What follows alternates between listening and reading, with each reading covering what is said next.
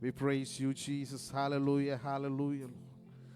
നന്ദിയുള്ള ഹൃദയത്തോടെ ആ യേശുവിൻ്റെ സന്നിധിയിലേക്കൊന്ന് കടന്നു ചെല്ലാം. ഹല്ലേലൂയ. അവൻ നമ്മളെ നടത്തുന്ന വിധങ്ങളെ ഓർത്ത്, അവൻ കരുതുന്ന കരുതലിനെ ഓർത്തുകൊണ്ട്, ഹല്ലേലൂയ, ആ യേശുവിൻ്റെ നാമത്തെ ഒന്ന് ഉയർത്തിയാട്ടെ. എത്ര സ്തുതിച്ചാലും മതി വരാത്ത ആ യേശുവിൻ്റെ നാമത്തെ ഒന്ന് മഹത്വപ്പെടുത്തിയാട്ടെ. ഹല്ലേലൂയ.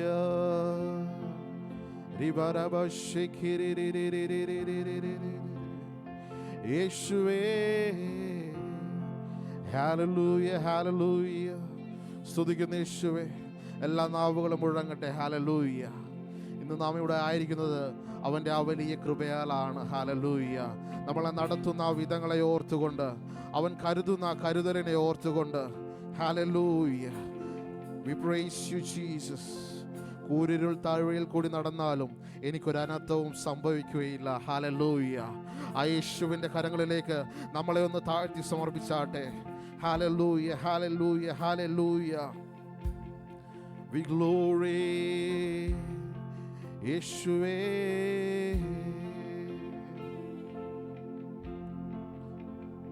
കർത്താവേ, ഇതുപോലൊരു ദൈവത്തെ, ഹല്ലേലൂയ, രുചിച്ചറിയുവാൻ, ഇതുപോലെ ഞങ്ങളെ സ്നേഹിക്കുന്ന ഒരു ദൈവത്തെ, ഹല്ലേലൂയ, അവൻ്റെ ആ നാമത്തെ ഒന്ന് വാഴ്ത്തുവാൻ ഞങ്ങൾക്ക് തന്ന കർത്താവേ, വലിയ കൃപയോർത്ത് ആ യേശുവിൻ്റെ കരങ്ങളിലേക്ക് നമ്മളെ തന്നെ ഒന്ന് താഴ്ത്തിയാട്ടെ. ഹല്ലേലൂയ. എൻ്റെ ശത്രുക്കൾ കാണുക എനിക്ക് വിരുന്നൊരുക്കുന്നൊരു ദൈവം. ഹല്ലേലൂയ. ആ യേശുവിൻ്റെ കരങ്ങളിലേക്ക് നമ്മളെ ഒന്ന് താഴ്ത്തി സമർപ്പിച്ചാട്ടെ. എൻ്റെ പാനപാത്രം നിറഞ്ഞ് കവിയുന്നത് പോലെ, ഹല്ലേലൂയ, റിവശന്തര, നമ്മൾ ചോദിക്കുന്നതിനേക്കാൾ അധികം നൽകുന്നൊരു ദൈവം. ഹല്ലേലൂയ. ആ ദൈവത്തിൻ്റെ അത്ഭുത കരങ്ങളിലേക്ക് നമ്മളെ തന്നെ ഒന്ന് താഴ്ത്തി ഏൽപ്പിച്ചാട്ടെ. കടന്നു വരുന്ന സാഹചര്യങ്ങളൊന്നും ഓർക്കണ്ട, നമ്മുടെ പ്രശ്നങ്ങളൊന്നും ചിന്തിക്കേണ്ട. ഹല്ലേലൂയ. എന്തെങ്കിലും പ്രതികൂലങ്ങളോ പ്രതിസന്ധികളോ നമ്മുടെ ജീവിതത്തിൽ ഉണ്ടായേക്കാം. ഹല്ലേലൂയ. അതെല്ലാം ഒന്ന് മാറ്റി വെച്ചുകൊണ്ട് പൂർണ്ണ ഹൃദയത്തോടെ എൻ്റെ യേശുവിൻ്റെ മുഖത്തേക്കൊന്ന് നോക്കിയാട്ടെ. എല്ലാം മാറ്റി വെച്ചുകൊണ്ട്, ഹല്ലേലൂയ, എന്നെ സൗഖ്യമാക്കുവാൻ മതിയായൊരു ദൈവം ഇന്ന് നമ്മുടെ മധ്യയുണ്ടെന്നുള്ള പൂർണ്ണ ബോധ്യത്തോടെ ആ യേശുവിൻ്റെ സന്നിധിയിലേക്കൊന്ന് ചെല്ലാം. We praise you. Hallelujah. We praise you. ഈ ലോകരെന്നെ തള്ളിയാലും എന്നെ കൈവിടാത്തൊരു ദൈവം. നമ്മളായിരിക്കുന്ന സാഹചര്യങ്ങളിൽ നമുക്കെല്ലാവരും ഉള്ളപ്പോൾ തന്നെ ചില സാഹചര്യങ്ങളിൽ നമ്മൾ ഒറ്റപ്പെട്ടു പോകുന്ന പല പ്രതിസന്ധികളും നമ്മുടെ ജീവിതങ്ങളിൽ ഉണ്ടായേക്കാം. ഹല്ലേലൂയ. എന്നാൽ അവിടെയെല്ലാം നമുക്ക് താങ്ങായി, നമുക്ക് നമ്മുടെ കരങ്ങളെ പിടിക്കുവാൻ മതിയായൊരു ദൈവം ഇന്ന് നമ്മുടെ മധ്യയുണ്ട്. We praise you, Jesus. Hallelujah. ലോകരെല്ലാം കൈവേടിഞ്ഞാലും ശോകഭാരം, യെസ് ലോർഡ്, യേശു രക്ഷകൻ താങ്ങും തണലുമാ. ലോകരെല്ലാം കൈവേടിഞ്ഞാലും ശോകഭാരമേറിയാലും യേശു രക്ഷകൻ താങ്ങും തണലുമാ. തുമ്പം ദുഃഖങ്ങളതിൽ ആശ്വാസം നൽകുന്നു. എൻ ഭാരമെല്ലാം ചുമക്കാമെന്നേറ്റതാ. ശാരോണി, യെസ് ലോർഡ്, ഹല്ലേലൂയ. അവനെ ഞാൻ, ആ യേശുവിനെ അറിഞ്ഞവർ, ഹല്ലേലൂയ, 10,000 ഏറ്റവും സുന്ദരനേ, 10,000 ഏറ്റവും സുന്ദരനേ. യേശുവിൽ എൻ തോഴനെ, യേശുവിൽ എൻ തോഴനെ കണ്ടേ, എനിക്കെല്ലാം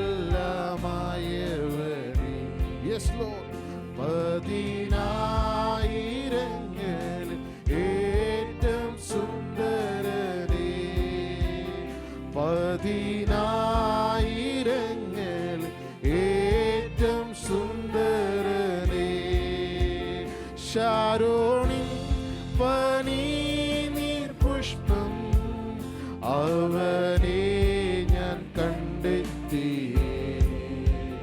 പതിനായിരങ്ങൾ ഏറ്റവും സുന്ദരനേ, പതിനായിരങ്ങളിൽ ഏറ്റവും സുന്ദരനേ. തുമ്പം ദുഃഖങ്ങളതിൽ ആശ്വാസം നൽകുന്നു. എൻ ഭാരമെല്ലാം ചുമക്കാമെന്നേറ്റതാ. ശാരോണിൻ Hallelujah. Hallelujah. Yes, Lord. We praise you, Jesus.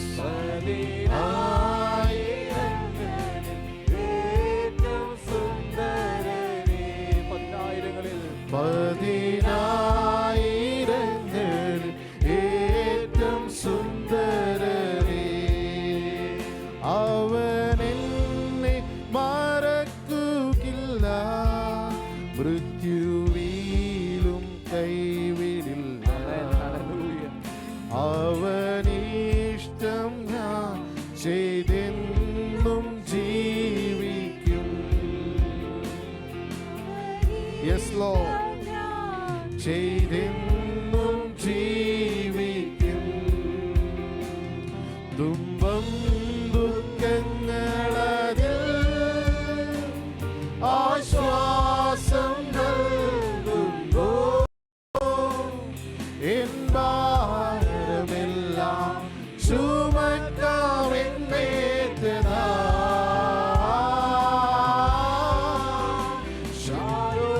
Yes, Lord. Hallelujah. അവനെ ഞാൻ കണ്ടെത്തി. പതിനായിരങ്ങൾ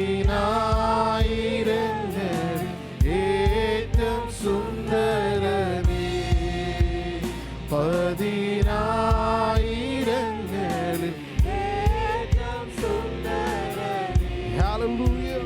പതിനായിരങ്ങൾ ഏറ്റവും സുന്ദരനേ, പതിനായിരങ്ങളിൽ ഏറ്റവും സുന്ദരനേ. Hallelujah. നമ്മൾ പാടിയതുപോലെ ഹല്ലേലൂയ. ലോകരെല്ലാം എന്നെ കൈവിടിഞ്ഞാലും ഹല്ലേലൂയ, എന്നെ കരം പിടിച്ച് നടത്തുന്ന ഒരു ദൈവം. ഹല്ലേലൂയ. ആ ജീവനുള്ള ദൈവത്തെയാണ് നാം ആരാധിക്കുന്നത്. ഹല്ലേലൂയ. ആ യേശുവിൻ്റെ കരങ്ങളിലേക്ക് ഒന്നും കൂടി നമ്മളെ ഒന്ന് താഴ്ത്തി സമർപ്പിച്ചുകൊണ്ട് ഹല്ലേലൂയ ഒരിക്കൽ കൂടി ആ വരികൾ നമുക്കൊന്നിച്ച് പാടാം. ഹല്ലേലൂയ. അവൻ എന്നെ മറക്കുകയില്ല, മൃത്യുവിലും കൈവിടാത്ത ആ ദൈവത്തെ ഹല്ലേലൂയ പൂർണ്ണ ഹൃദയത്തോടെ ആ യേശുവിൻ്റെ കരങ്ങളിലേക്കൊന്ന് സമർപ്പിച്ചാട്ടെ. ഹോരി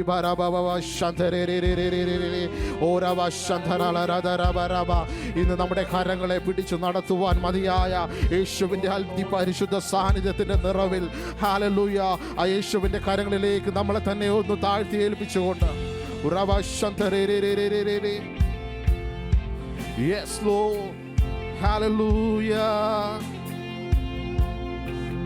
ലോകരെല്ലാം കൈവേടിഞ്ഞാലും ലോകഭാരം ഏറിയാലും Yes, Lord. യേശു രക്ഷകൻ താങ്ങും തണലുമായി.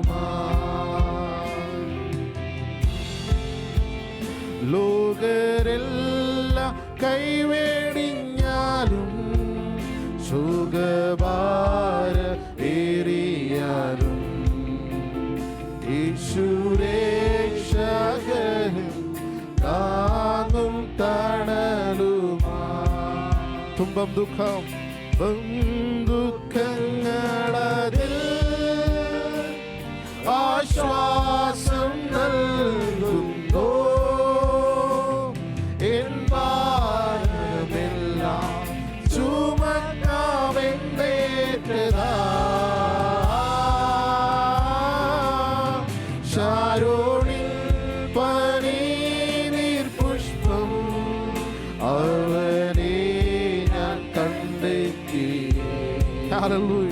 10,000 ഏറ്റവും സുന്ദരനേ, 10,000 ഏറ്റവും സുന്ദരനേ, 10,000 ഏറ്റവും സുന്ദരനേ. Hallelujah, hallelujah. എത്ര പേരൊന്ന് വിശ്വസിക്കുന്നുണ്ട് യേശു ഇന്നെൻ്റെ കരങ്ങളെ പിടിച്ച് നടത്തുവാൻ മതിയായവൻ, അവൻ എൻ്റെ കൂടെയുണ്ടെന്ന് എത്ര പേരൊന്ന് വിശ്വസിക്കുന്നുണ്ട്? Hallelujah. We praise you Jesus. Hallelujah. തുടർന്നും നാം ആരാധനയിലായിരിക്കുമ്പോൾ ഒരു വചനം നമുക്ക് വായിക്കാം. ഹല്ലേലൂയ. റോമർക്ക് എഴുതിയ പുസ്തകം അതിൻ്റെ 8-ാം അധ്യായം അതിൻ്റെ 28-ാമത്തെ വാക്യങ്ങൾ. ഹല്ലേലൂയ. തിരുവചനം ഇപ്രകാരം പറയുകയാണ്: എന്നാൽ ദൈവത്തെ സ്നേഹിക്കുന്നവർക്ക് നിർണയപ്രകാരം വിളിക്കപ്പെട്ടവർക്ക് തന്നെ സകലവും നന്മയ്ക്കായി കൂടി വ്യാപരിക്കുന്നു. Hallelujah, hallelujah. കഴിഞ്ഞ ദിവസങ്ങളിൽ തിരുസന്നിധിയിലായിരിക്കുമ്പോൾ ദൈവനോട് അതിശക്തമായ രീതിയിൽ ഇടപെട്ടൊരു വചനമാണ്. ഹല്ലേലൂയ. സകലവും നന്മയ്ക്കായി. ഹല്ലേലൂയ. ആ സകലവും എന്നുള്ളൊരു വാക്കാണ് ദൈവനെ തൊട്ടത്. Hallelujah. We praise you Jesus. സകലവും നന്മയ്ക്കായി. ഹല്ലേലൂയ. ദൈവം നമ്മളെ വിളിച്ചിട്ടുണ്ടെങ്കിൽ നമ്മളിപ്പോൾ കടന്നു പോകുന്ന സാഹചര്യങ്ങൾ, ഹല്ലേലൂയ, പ്രതിസന്ധികൾ, പ്രതികൂലങ്ങൾ എന്ത് തന്നെ ആയിക്കോട്ടെ, ഹല്ലേലൂയ, സകലതും നന്മയ്ക്കായി. ഹല്ലേലൂയ. നമ്മളൊരു പക്ഷേ കരുതിയേക്കാം, ഹല്ലേലൂയ, കർത്താവേ, എനിക്ക് ഈ പ്രതികൂലങ്ങൾ വരുന്നത്, ഈ പ്രതിസന്ധികൾ വരുന്നത് ഒരു പക്ഷേ എന്നെ തളർത്താനായിരിക്കും, എന്നെ ഇതിൽ നിന്നെല്ലാം മാറ്റി നിർത്താനായിരിക്കും, എൻ്റെ യേശുവിൻ്റെ സന്നിധിയിൽ നിന്നും മാറ്റുവാനായിരിക്കും എന്ന് നാം പലപ്പോഴും നമ്മൾ ചിന്തിക്കുന്ന സാഹചര്യങ്ങളിൽ തിരുവചനം പറയുകയാണ് സകലതും നന്മയ്ക്കായി. Hallelujah, hallelujah, hallelujah. ആ വചനം ഒന്ന് ഏറ്റെടുക്കാമോ? ഹല്ലേലൂയ. എൻ്റെ ജീവിതത്തിൽ നടക്കുന്ന സകല വൈരികളും, ഹല്ലേലൂയ, സകല പ്രവൃത്തികളും, ഹല്ലേലൂയ, ഞാൻ കരയുന്ന സാഹചര്യങ്ങൾ, എൻ്റെ സന്തോഷങ്ങൾ കിടത്തുന്ന സാഹചര്യങ്ങൾ, എല്ലാ പ്രതിസന്ധികളും എൻ്റെ മുമ്പിൽ കടന്നു വരുമ്പോൾ അതെല്ലാം നന്മയ്ക്കായി എന്ന് എത്ര പേർക്ക് പറയാൻ കഴിയും? Hallelujah, hallelujah. അബ്രഹാമിൻ്റെ ജീവിതത്തിൽ 25 വർഷത്തോളം അവൻ അനേകം സഹിച്ചു, അനേകം പ്രതിസന്ധികളിലൂടെ കടന്നുപോയി. എന്നാൽ അവൻ കൊടുത്ത ആ ദർശനം, 25 വർഷത്തിന് മുമ്പ് കൊടുത്ത ആ ദർശനം, അതിൻ്റെ എല്ലാം പൊരുൾ അവന് വലിയ കാര്യങ്ങൾ ദൈവം ഒരുക്കി വെച്ചിട്ടുണ്ട്. Hallelujah, hallelujah. എത്ര പേരിന്ന് ആ വചനത്തെ ഏറ്റെടുക്കുവാൻ തയ്യാറാണ്? ഹല്ലേലൂയ. തിരുവചനം പറയുന്നത് സകലതും നന്മയ്ക്കായി കൂടി വ്യാപരിക്കുന്നു. ഹല്ലേലൂയ. നമ്മൾ പാടുന്ന പാട്ട്, ഹല്ലേലൂയ, എൻ്റെ യേശുവിൽ ഞാൻ ചാരിടും, ആഴികളും തിരമാലകളും ആർത്തിരമ്പുന്ന നേരത്തും എൻ്റെ യേശുവിൽ ഞാൻ ചാരിടും. ഹല്ലേലൂയ. എത്ര പേർക്കിന്ന് പറയാൻ കഴിയും? എൻ്റെ യേശുവിൻ്റെ, എൻ്റെ ഏത് പ്രതികൂലങ്ങളിലും ഏത് പ്രതിസന്ധികളിലും എൻ്റെ യേശുവിൽ ഞാൻ ചാരുവാൻ. ഹല്ലേലൂയ. ആ യേശുവിൻ്റെ കരങ്ങളിലേക്ക് നമ്മളെ തന്നെ ഒന്ന് താഴ്ത്തി ഏൽപ്പിച്ചുകൊണ്ട്, കർത്താവേ, അടിയനെ തന്നെ കർത്താവ് ഞങ്ങളുടെ കരങ്ങളിലേക്ക് ഏൽപ്പിക്കുകയാണ്. യേശുവേ,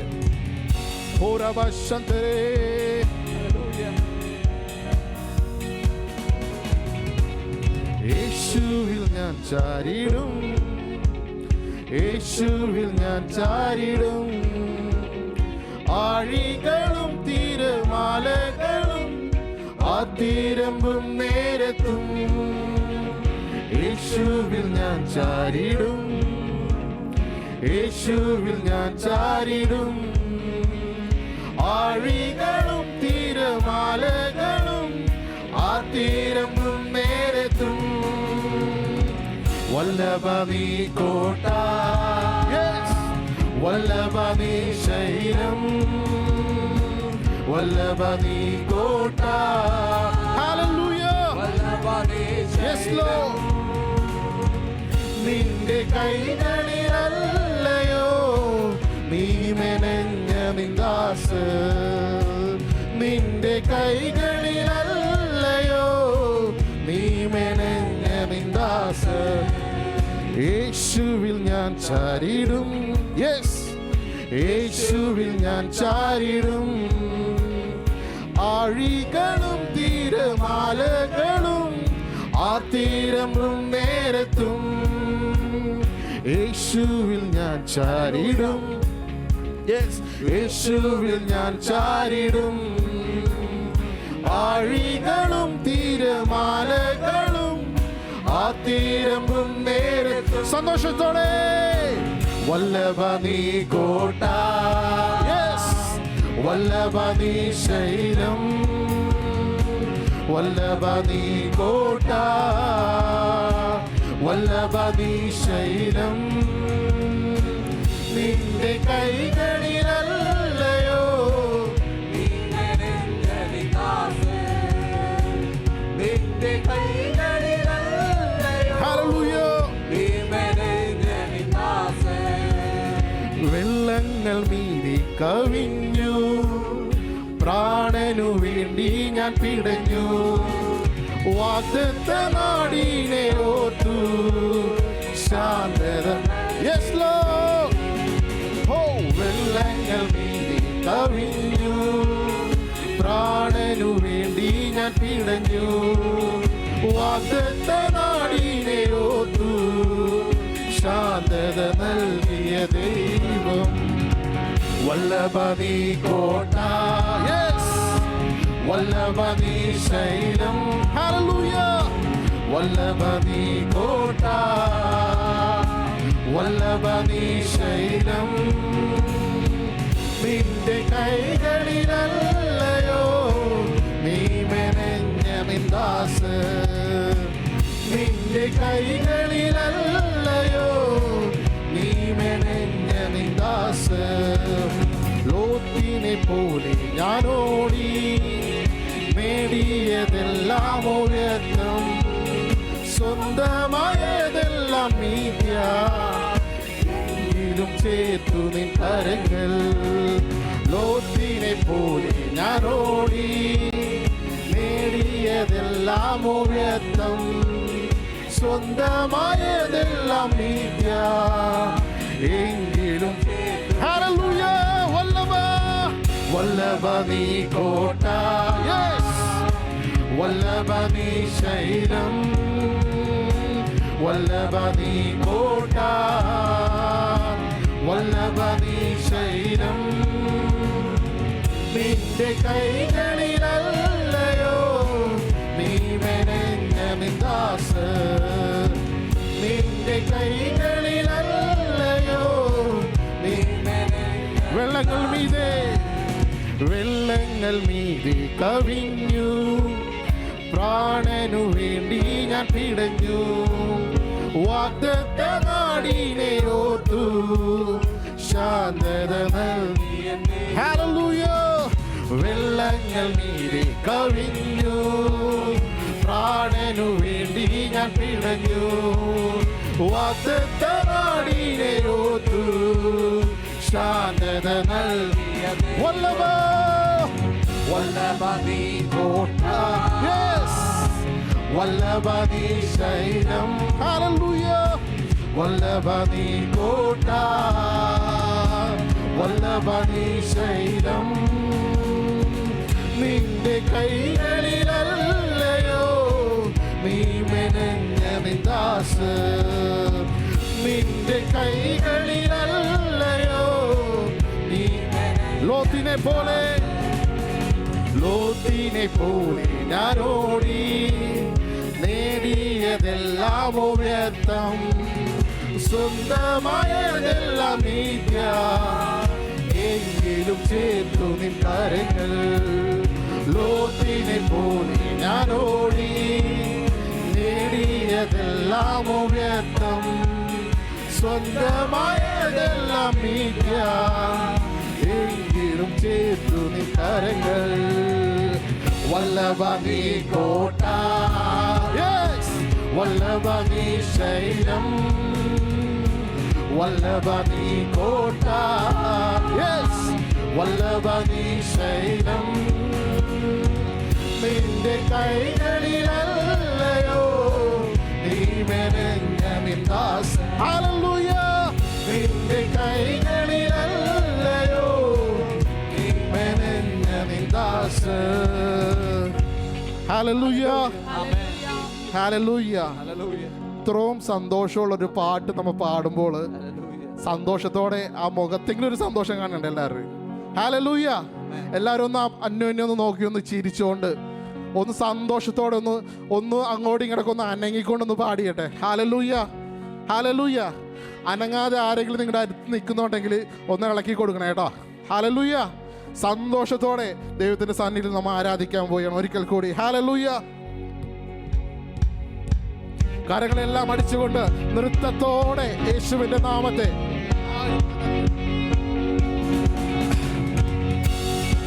ഹല്ലേലൂയ. യെസ്. യേശുവിൽ ഞാൻ ചാരിടും, യേശുവിൽ ഞാൻ ചാരിടും. ആഴികളും തീരമാലകളും ആ തീരം നേരത്തും യേശുവിൽ ഞാൻ ചാരിടും. Yes Lord. യേശുവിൽ ഞാൻ ചാരിടും. ആഴികളും തീരമാലകളും ആ തീരം വല്ലഭ നീ കോട്ട, വല്ലഭ നീ ശൈലം. Yes Lord. വല്ലഭ നീ കോട്ട, വല്ലഭ നീ ശൈലം. ഹല്ലേലൂയ. നിന്റെ കൈകളിലല്ലയോ നീ മെനഞ്ഞ നിൻ ദാസൻ. ആമേൻ. നിന്റെ കൈകളിലല്ലയോ നീ മെനഞ്ഞ നിൻ ദാസൻ. വെള്ളങ്ങൾ മീതെ കവിഞ്ഞു, പ്രാണനു വേണ്ടി ഞാൻ പിടഞ്ഞു. വാഗ്ദത്ത നാടിനെ ഓർത്തു ശാന്തത നൽകി. ഹല്ലേലൂയ. വെള്ളങ്ങൾ മീതെ കവിഞ്ഞു, പ്രാണനു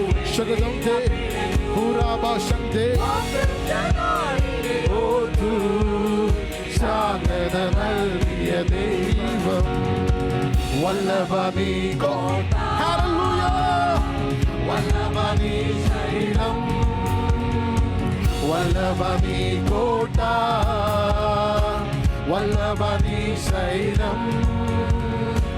നിന്റെ കൈകളിലല്ലയോ നീ മെനഞ്ഞ നിൻ ദാസൻ. ഹല്ലേലൂയ. നിന്റെ കൈകളിലല്ലയോ നീ മെനഞ്ഞ നിൻ ദാസൻ. ലോത്തിനെ പോലെ ഞാൻ ഓടി, നേടിയതെല്ലാം വ്യർത്ഥം, സ്വന്തമായതെല്ലാം മിഥ്യ, എങ്കിലും ചേർത്തു നിൻ കരങ്ങൾ. ഹല്ലേലൂയ. ലോത്തിനെ പോലെ ഞാൻ ഓടി, നേടിയതെല്ലാം വ്യർത്ഥം, സ്വന്തമായതെല്ലാം മിഥ്യ, എങ്കിലും ചേർത്തു നിൻ കരങ്ങൾ. വല്ലഭ നീ കോട്ട, ഹല്ലേലൂയ. വല്ലഭ നീ കോട്ട, യെസ് ലോർഡ്. നിന്റെ കൈകളിലല്ലയോ നീ മെനഞ്ഞ നിൻ ദാസൻ. നിന്റെ കൈകളിലല്ലയോ നീ മെനഞ്ഞ നിൻ ദാസൻ. ഘോരമാം ശോധനയിൽ നിൻ സ്നേഹമതെന്തെന്നറിഞ്ഞു, കൂരിരുൾ മൂടിയ വാനിൽ നിൻ ശോഭ എന്നെ നയിച്ചു. ഘോരമാം ശോധനയിൽ നിൻ സ്നേഹമതെന്തെന്നറിഞ്ഞു, കൂരിരുൾ മൂടിയ വാനിൽ ശോഭ എന്നെ നയിച്ചു. ഭൂവിലെ വാസം തീരും വരെയും വല്ലഭൻ പണിയും തിരുഹിതം പോൽ. ഭൂവിലെ വാസം തീരും വരെയും വല്ലഭൻ പണിയും തിരുഹിതം പോൽ. വല്ലഭ നീ കോട്ട, വല്ലഭ നീ ശൈലം, വല്ലഭ നീ കോട്ട, വല്ലഭ നീ ശൈലം.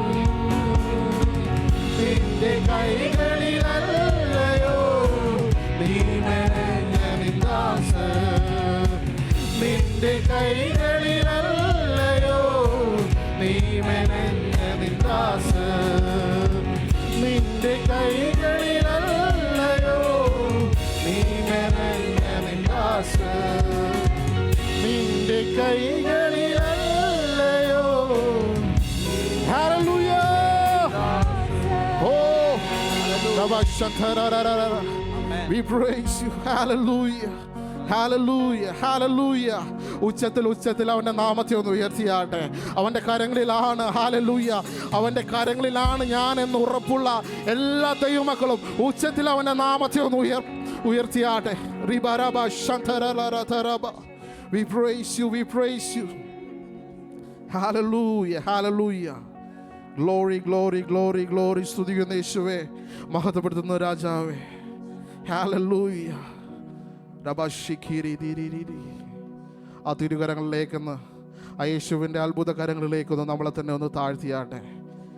ഹല്ലേലൂയ. എൻ്റെ ഏതു സാഹചര്യങ്ങളിലും, എൻ്റെ ഏത് ദുഃഖത്തിൻ്റെ സാഹചര്യങ്ങളിലും മറ്റാരും എനിക്കില്ലെങ്കിലും, ഹല്ലേലൂയ, എൻ്റെ കൂടെയുള്ള ഒരു ദൈവമുണ്ട്. ഹല്ലേലൂയ. ആ ദൈവത്തിൻ്റെ സന്നിധിയിലാണ് നാം ഇന്നായിരിക്കുന്നതെന്നുള്ള വിശ്വാസത്തോടെ, ഹല്ലേലൂയ, ആ യേശുവിൻ്റെ നാമത്തെ ഒന്ന് ഉയർത്തിയാട്ടെ.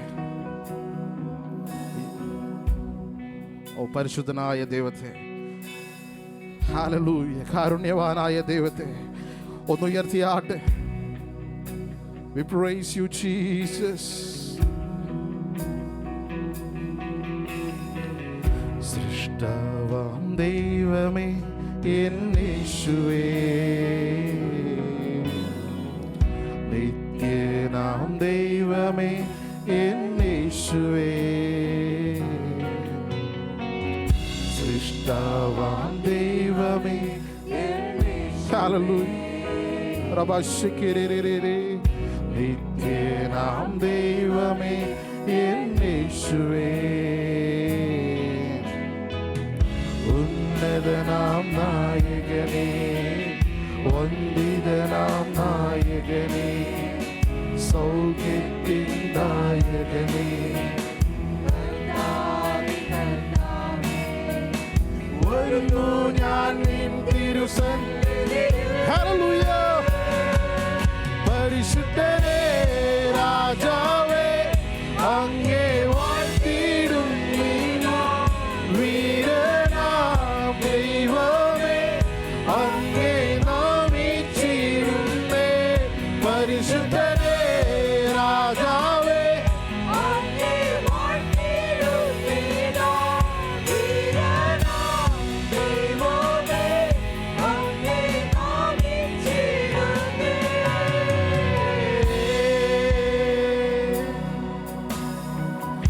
അവനെൻ്റെ ശൈലവും എൻ കോട്ടയും, അവനെൻ്റെ രക്ഷയും എന്നാശ്രയം. അവനെൻ്റെ ശൈലവും എൻ കോട്ടയും,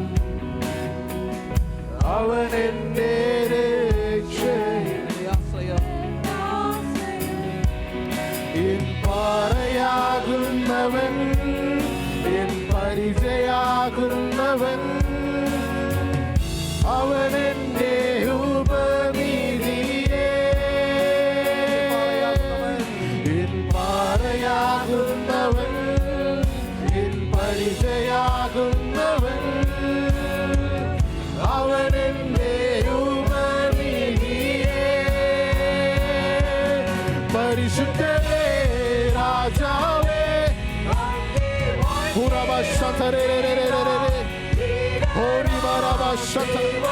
hallelujah, hallelujah. ഓ യേശുവേ, പരിശുദ്ധനേ രാജാവേ, അങ്ങേ വാഴ്ത്തിയിടുന്നീതാ. വീരനാം ദൈവമേ, അങ്ങേ നാമിച്ചിടുന്നേ.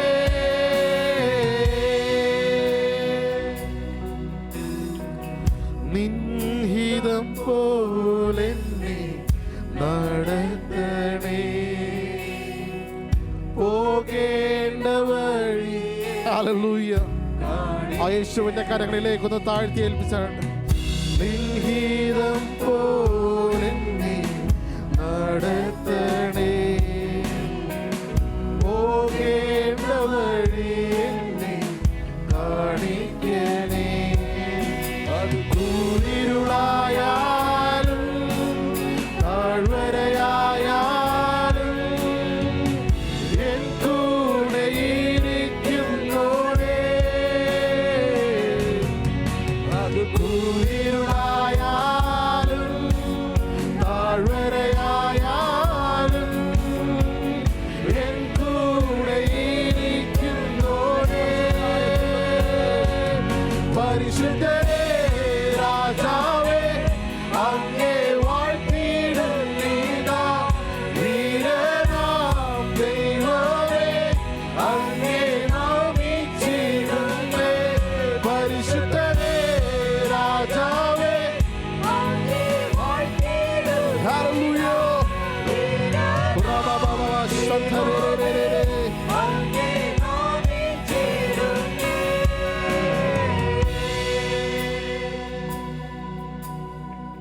Yes, Lord.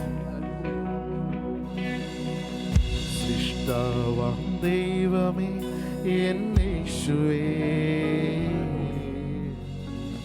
നിത്യനാം ദൈവമേ. പൂർണ്ണ ഹൃദയത്തോടെ ആ യേശുവിന്റെ സന്നിധിയിലേക്കൊന്ന് ചെന്നാട്ടെ. അവന്റെ അത്ഭുത സാന്നിധ്യം നമ്മുടെ മധ്യ ഉള്ളതിനെ ഓർത്തുകൊണ്ട് നിത്യനാം ദൈവമേ എൻ യേശുവേ, ഉന്നതനാം നായകനേ, വന്ദിതനാം നായകനേ, സൗഖ്യത്തിൻ നായകനേ, കർത്താതി കർത്താവേ, വരുന്നു ഞാൻ നിൻ തിരുസന്നിധിയിൽ. പരിശുദ്ധനേ, ഹല്ലേലൂയ.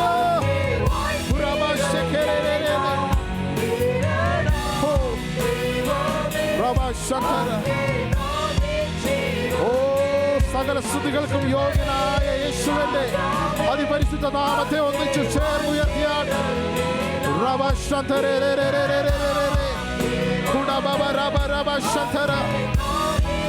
പരിശുദ്ധനേ, പരിശുദ്ധനേ, രാജാവേ, അങ്ങേ വാഴ്ത്തിയിടുന്നീതാ വീരൻ.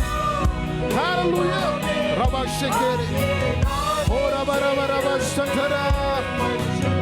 യെസ് ലോർഡ്, അങ്ങേ വാഴ്ത്തിയിടുന്നീതാ വീരനാം ദൈവമേ, അങ്ങേ നാമിച്ചിരുന്നേ.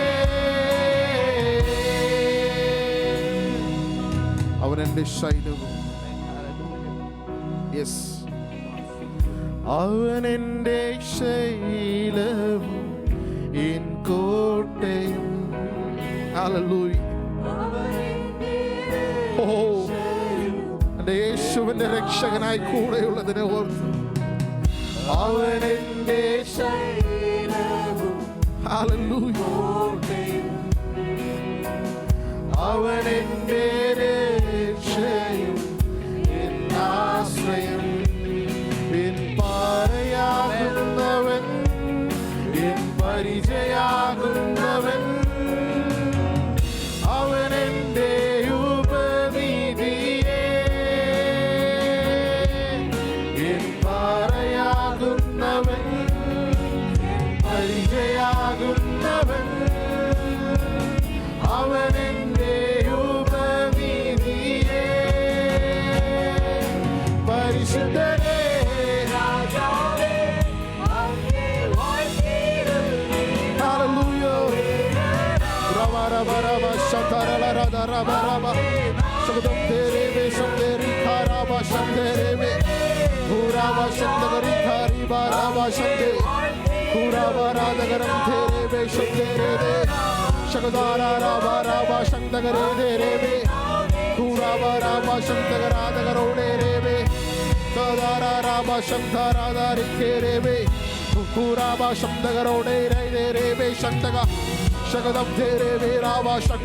യേശുവിന്റെ നാമത്തിൽ, ഓ, അവന്റെ നാമത്തെ ഉയർത്തിയാട്ടെ.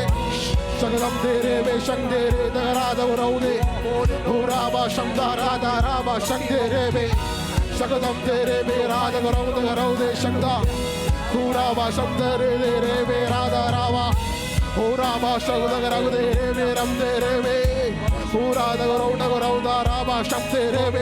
യേശുവിന്റെ നാമത്തിൽ, യേശുവിന്റെ നാമത്തിൽ, അവന്റെ അത്ഭുത നാമത്തെ ഉയർത്തിയ ശകലം തേരേ രാധാരാധകരൗദേ രേ രംദേ ശക്തേ ഭൂരാഭാശംദാരാദാരാദാരൗദേ രേ ഭൂരാദഗരൗദഗരം ദേ രേ ശക്തേ രേ. ഓ, ഹല്ലേലൂയ. ശകലം തേ ഭൂരാഭാശം രേ രാധാരാധ ശൗദഗടാദഗരീദഗരാവാരം ദേ രേ ശക്തേ. യേശുവിന്റെ നാമത്തിൽ, യേശുവിന്റെ നാമത്തിൽ, ഹല്ലേലൂയ. അവന്റെ അത്ഭുത കരം ഇന്ന്, ഹല്ലേലൂയ.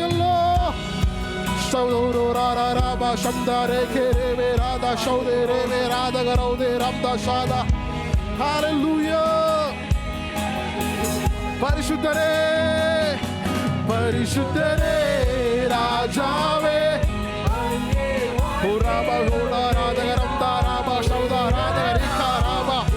യേശുവിന്റെ നാമത്തിൽ അവന്റെ അഭിഷേകത്തിൽ നിന്ന് പ്രാപിച്ചാട്ടെ. യേശുവിന്റെ നാമത്തിൽ യേശുവിന്റെ രക്തം ജയം.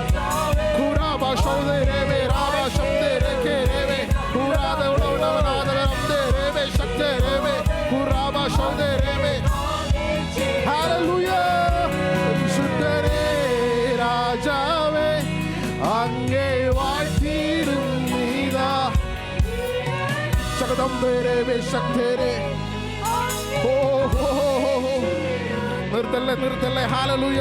യേശുവിന്റെ അഭിഷേകത്തെ ഒന്ന് പ്രാപിച്ചാട്ടെ. ഹാലലൂയ. യേശുവിന്റെ അത്ഭുത സാന്നിധ്യത്തെ ഒന്ന് അനുഭവിച്ചാട്ടെ. Hallelujah hallelujah. യേശുവിന്റെ നാമത്തിൽ ഇന്നിവിടെ വിടുതലുണ്ട്. ഹാലലൂയ. യേശുവിന്റെ അഭിഷേകത്തെ ഒന്ന് പ്രാപിച്ചാട്ടെ. Hallelujah hallelujah. യേശുവിന്റെ നാമത്തിൽ ഹാലലൂയ. കരങ്ങളെല്ലാം ഒന്ന് ഉച്ചത്തിൽ അടിച്ചുകൊണ്ട് ഹാലലൂയ.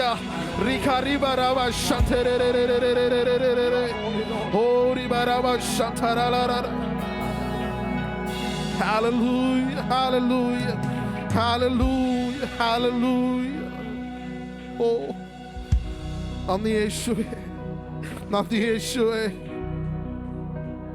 ഓ അങ്ങയുടെ അത്ഭുത സാന്നിധ്യത്തെ ഞങ്ങൾ നിറയ്ക്കുന്നതിനെ ഓർത്ത് കർത്താവേ നന്ദി.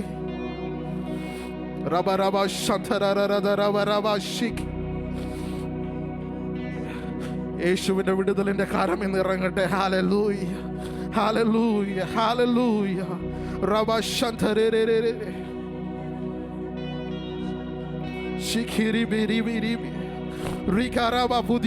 പുതിയ ഭാഷകൾ യേശു തരികയാണ്. ഹാലലൂയ. പ്രാപിച്ചോ. ഹാലലൂയ. ഇതുവരെ യേശുവിന്റെ അന്യഭാഷ വരങ്ങൾ കിട്ടാത്തവർ ഹാലലൂയ ചോദിച്ചാട്ടെ. നിങ്ങൾ ചോദിക്കുന്നതിനേക്കാൾ അധികം നിറച്ചു തരുവാൻ മതിയായ എൻ്റെ യേശുവിന്റെ അത്ഭുത സാന്നിധ്യം.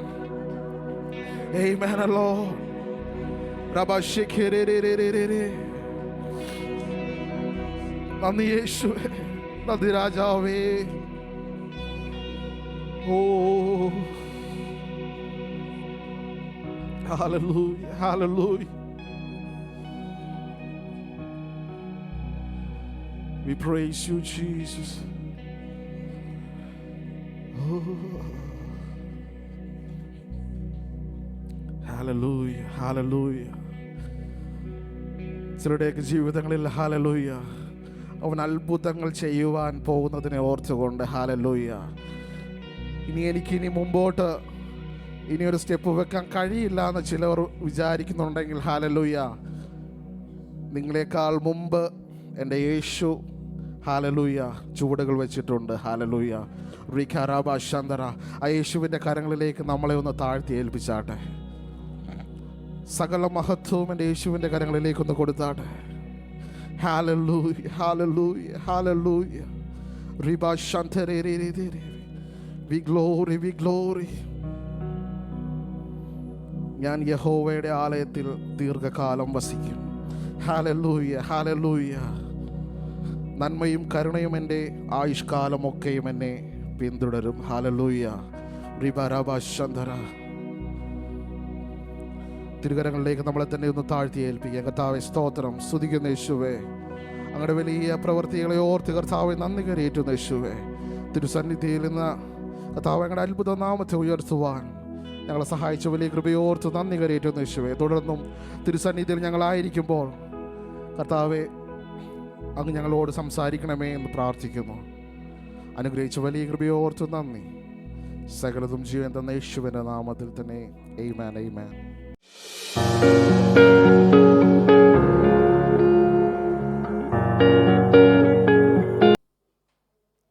നമ്മുടെ മുമ്പിൽ കർത്താവിൻ്റെ മേശയായിട്ടുണ്ട്. നമുക്ക് കണ്ടെടുക്കാൻ പ്രാർത്ഥിക്കാം. പിതാവ്, ഞങ്ങൾ ഒരുമിച്ച് വീണ്ടും അങ്ങയുടെ മുമ്പിലേക്ക് പകൽ കടന്നു വരികയാണ്. അങ്ങേ ആരാധിപ്പാനൊക്കെ ഞങ്ങളുടെ നാവുകൾക്ക് ബലം നൽകിയതും അവിടുന്ന് തന്നെയാണ് നിങ്ങൾ അറിയുന്നു. വീണ്ടും ഞങ്ങൾ ഒരുമിച്ച് കർത്താവ് അവിടുത്തെ മേശയിൽ ഒരുമിച്ച് ഭക്ഷിക്കുവാൻ ഒരപ്പൻ്റെ മക്കളെന്ന പോലെ ഇന്ന് പകൽ കർത്താവ് കരങ്ങൾ നീട്ടുവാൻ, ഞങ്ങളുടെ ഹൃദയങ്ങൾ ഒന്ന് പരിശോധിക്കുവാൻ അങ്ങയുടെ പരിശുദ്ധാത്മാവ് ഞങ്ങളെ സഹായിക്കണമെന്ന് അങ്ങോട്ട് പ്രാർത്ഥിക്കുന്നു. ഏൽപ്പിക്കുന്ന യേശുവിൻ്റെ നാമത്തിൽ തന്നെ ആമേൻ, ആമേൻ. സങ്കീർത്തനം 84-ാമത്തെ സങ്കീർത്തനം അതിൻ്റെ 4, 5, 6, 7, 8 വാക്യങ്ങൾ വായിക്കുമ്പോൾ, നിന്റെ ആലയത്തിൽ വസിക്കുന്നവർ ഭാഗ്യവാന്മാർ, അവർ നിന്നെ നിത്യം സ്തുതിച്ചുകൊണ്ടിരിക്കും. ബലം നിന്നിലുള്ള മനുഷ്യൻ ഭാഗ്യവാൻ, ഇങ്ങനെയുള്ളവരുടെ മനസ്സിൽ സിയോണിലേക്കുള്ള പെരുവഴികളുണ്ട്. കണ്ണുനീർ താഴ്വരയിൽ കൂടി കടക്കുമ്പോൾ അവർ അതിനെ ജലാശയമാക്കി തീർക്കുന്നു. മുൻമഴയാൽ അത് അനുഗ്രഹപൂർണ്ണമായി തീരുന്നു. വാക്യം 7, അവർ മേൽക്കുമേൽ ബലം പ്രാപിക്കുന്നു, എല്ലാവരും സിയോണിൽ ദൈവസന്നിധിയിൽ ചെന്നെത്തുന്നു. സങ്കീർത്തകൻ എഴുതി വച്ചിരിക്കുന്ന മനോഹരമായ വേദവാക്യമാണ്.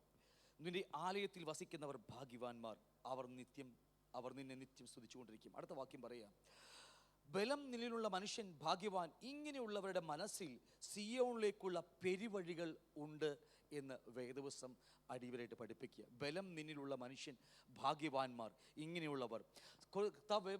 വചനം പറയുന്നത് ഈ സങ്കീർത്തനം എഴുതുമ്പോൾ അന്ന് ആ സിയോൺ അല്ലെങ്കിൽ നമ്മുടെ യെരൂശലേം ആയിരിക്കുന്ന അവിടുത്തെ സിയോണിലേക്ക് ഈ ലോകത്തിൻ്റെ സകല ദേശങ്ങളിലും ആയിരിക്കുന്ന യഹൂദന്മാർ അവർ വർഷത്തിൽ 2 പ്രാവശ്യം കർത്താവിൻ്റെ യഹോവയുടെ സന്നിധിയിൽ കടന്നു വരുമായിരുന്നു ഉത്സവം ആചരിക്കുവാൻ വേണ്ടി.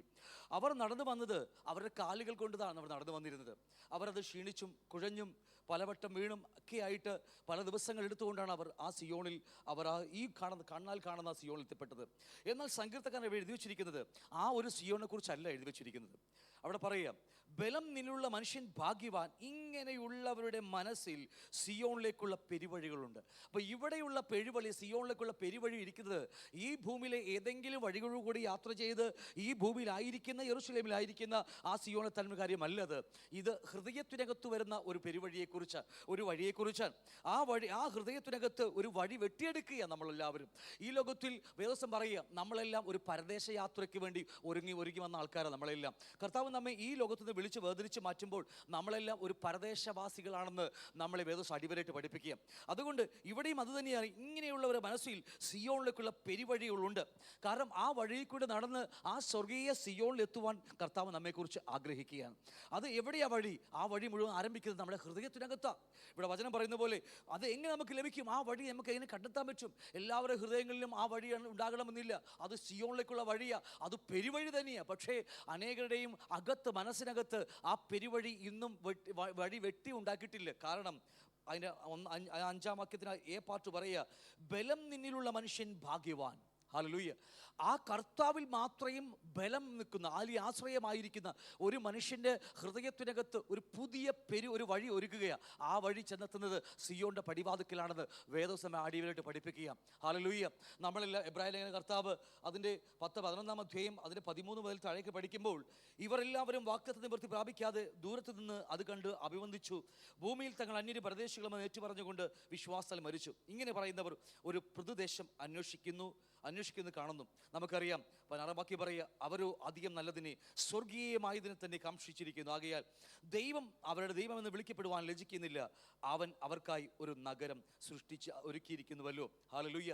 കർത്താവ് വേദവസം പഠിപ്പിക്കുക, ആ സ്വർഗീയ സിയോണിലേക്കുള്ള യാത്രയ്ക്ക് വേണ്ടി നമ്മളെ ഒരുക്കി വെച്ചിരിക്കുക. പ്രദേശവാസികളാണ്. ഈ ലോകത്തിൽ നമ്മൾ സ്റ്റിക്ക് ഓൺ ചെയ്ത് എവിടെയെങ്കിലും നിന്ന് പോയാൽ ഒരുപക്ഷെ നമ്മുടെ ചുറ്റും കാണാൻ കഴിയും. കർത്താവ് ഈ ലോകത്തിൽ മാത്രം കടന്നിട്ടുകൊണ്ട് ഓടുന്ന ഒട്ടനവധി യാത്രക്കാർ ഈ ലോകത്തുമുണ്ട്. പക്ഷേ അവരുടെ ആ യാത്ര മുഴുവൻ അവസാനിക്കുന്നത് ഒരു ഈ ലോകത്തിൽ നമുക്ക് കണ്ടെത്താൻ കഴിയാത്ത അഗാധമായ കുഴിയിലേക്കായിരിക്കും യാത്ര പോകുന്നത്. എന്നാൽ സിയോണിലേക്കുള്ള യാത്ര എന്ന് പറയുന്നത് അത് അവരുടെ മനസ്സിൽ ആരംഭിക്കുന്നത്, ഹൃദയത്തിൽ ആഗ്രഹിപ്പിക്കുന്നു. അവിടെയാണ് യഥാർത്ഥമായ ക്രിസ്ത്യ ജീവിതം ആരംഭിക്കുന്നത്. 1 പത്രോസിൻ്റെ ലേഖനത്തിൽ പഠിക്കുമ്പോൾ 2-ാം അധ്യായം അതിന് 11-ാമത്തെ വാക്യം പറയും. 1 പത്രോസ് 2:11 പറയുക, പ്രിയമുള്ളവരെ, പ്രവാസികളും പരദേശികളുമായ നിങ്ങളെ ആത്മാവിനോട് പോരാടുന്ന ജഡമോഹങ്ങളെ വിട്ടകന്ന് ജാതികൾ നിങ്ങളെ ദുഷ്പ്രവർത്തിക്കാർ എന്ന് ദുഷിക്കും തോറും. നമ്മൾ ഈ ലോകത്തിൽ അന്യരും പരദേശികളുമാണെന്ന് ഒരുവൻ്റെ ഹൃദയത്തിൽ എഴുതാൻ തുടങ്ങുമ്പോൾ അവൻ്റെ ജീവിതം യഥാർത്ഥത്തിൽ ആരംഭിക്കുന്നത് സിയോണിലേക്കുള്ളതാണ്. അവിടെ മുതലാണ് അവൻ്റെ ജീവിതം അവൻ ഈ ലോകത്തെ വെറുക്കുവാൻ, ലോകത്തിലുള്ളതിനെ വെറുക്കാൻ തുടങ്ങുന്നത്. ഇല്ലാത്തവരുടെ ഹൃദയത്തിനകത്ത് സിയോണിലേക്കുള്ള വഴിയല്ല, നരകത്തിലേക്കുള്ള വഴിയാണെന്ന് വേദപുസ്തകം തലങ്ങും വിലങ്ങുമായി നമ്മെ പഠിപ്പിക്കുന്ന കാര്യമാണ്. ഇത് വചനം പറയുന്ന പോലെ ബലം നിന്നിലുള്ള മനുഷ്യൻ ഭാഗ്യവാൻ. പ്രവാചന പുസ്തകമൊക്കെ പഠിച്ചു പോകുമ്പോൾ നമുക്ക് കാണാൻ കഴിയും, ഈജിപ്തിലെ കുതിരകളിൽ ആശ്രയിക്കുന്ന ഒട്ടനവധി മനുഷ്യന്മാരെ നമുക്ക് വേദോസ്തി കാണാൻ കഴിയും. ശലോമോനൊക്കെ ആ മിസ്രൈമിലെ കുതിരകളെ ആശ്രയിച്ചതാ. മനുഷ്യന്റെ ജഡത്തിൽ ആശ്രയിക്കുന്നവരും അനേകരുമുണ്ട്. അവർക്കൊന്നും ഈ വഴി കണ്ടെത്തുവാൻ കഴിയത്തില്ല എന്നറിയുന്നു. ഈ കർത്താവിൽ മാത്രം ബലമുള്ള മനുഷ്യൻ ഭാഗ്യവാൻ. എന്നിട്ട് ലാസ്റ്റ് ആ സംഗീതത്തിൽ ലാസ്റ്റ് വാക്യം പറയുക, ഞാൻ പറഞ്ഞ വാക്യം അവസാനിപ്പിക്കുക. സൈന്യങ്ങളുടെ യഹോവേ നിന്നിൽ ആശ്രയിക്കുന്ന മനുഷ്യൻ ഭാഗ്യവാൻ. ആശ്രയം, അവനിൽ ബലമായിരിക്കുന്ന മാത്രമല്ല, അവനിൽ ആശ്രയമായിരിക്കുന്ന മനുഷ്യനും ഭാഗ്യവാൻ. അതിൻ്റെ 6-ാം വാക്യം പറയുക, കണ്ണുനീർ താഴ്വരയിൽ കൂടി കടക്കുമ്പോൾ അവർ അതിനെ ജലാശയമാക്കി തീർക്കുന്നു, മുൻമഴയാൽ അത് അനുഗ്രഹപൂർണ്ണമായി തീരുന്നു. ഈ ലോകം ദുഷ്ടൻ ഭരിക്കുന്ന ലോകമാണ്, ഇവിടെ നമുക്ക് യാതൊരു നന്മയുമില്ല എന്ന് വേദോസ്തം പഠിപ്പിക്കുക. അതുകൊണ്ട് ഈ ഏറിയാൽ ഈ ഒന്ന് യോഹന്നാൻ ലേഖനം 5-ാം അധ്യായം 17-ാം വാക്യം പറയുക, സർവ്വലോകവും ദുഷ്ടന് അതിനിൽ കിടക്കുകയാണ്. അതുകൊണ്ട് ഈ ലോകത്തിൽ കണ്ണുനീർ താഴ്വരയിൽ കൂടി കടന്നു പോയാലും അതിനെ ജലാശയമാക്കി തീർക്കുന്നു, മുൻമഴയാൽ അത് അനുഗ്രഹപൂർവ്വമായി തീർക്കാൻ കഴിയുന്നത് നമ്മുടെ യാത്ര ഇവിടെയല്ല, സിയോണിലേക്കാണ്. അത് യാത്ര ആരംഭിച്ചത് ഏതെങ്കിലും വഴിയിൽ കൂടെയോ ഒന്നുമല്ല, നമ്മുടെ ഹൃദയത്തിനകത്താണെന്ന് വേദോസ്തം പഠിപ്പിക്കുക. എന്നിട്ട് 7-ാം വാക്യം പറയുക, അവർ മേൽക്കുമേൽ ബലം പ്രാപിക്കുന്നു, എല്ലാവരും സിയോണിൽ ദൈവസന്നിധിയിൽ ചെന്നെത്തുന്നു. അവർ മേൽക്കുമേൽ ബലം പ്രാപിക്കുക. യഹോവ ആശ്രയമായി, യഹോവ തന്നെ ആശ്രയമായിരിക്കുന്ന മനുഷ്യർ, അവരുടെ ബലം കർത്താവ് തന്നെയാണെന്ന് വേദോസ്തം പഠിപ്പിക്കുക. അത് മാത്രമല്ല, അങ്ങനെ ബലം പ്രാപിച്ചിരിക്കുന്നവർ എല്ലാവരും സിയോന്റെ സന്നിധിയിൽ ചെന്നെത്തിയിരിക്കുന്നു എന്ന് വേദോസ്തം അടിവരയിട്ട് നമ്മൾ പഠിപ്പിക്കുക. നമ്മുടെ കണ്ണുകൾ ഒരു നിമിഷം നമ്മളിൽ കണ്ണടച്ചാട്ടെ. ഇത് പറയാൻ കാരണം, കർത്താവ് പറഞ്ഞു, ഞാനാകുന്ന വഴിയും സത്യവും ജീവനും. കർത്താവ് എന്ന വഴിയിലൂടെ അല്ലാതെ അവൻ ഈ ഭൂമിയിലേക്ക് ഇറങ്ങി വന്നത് കാൽവരി ക്രൂശിൽ 3 ആണിയിന്മേൽ ആ പൈൻ മരക്കുരിശിൽ മരിക്കുമ്പോൾ അവൻ്റെ ഹൃദയത്തിൽ ആഗ്രഹമുണ്ട്,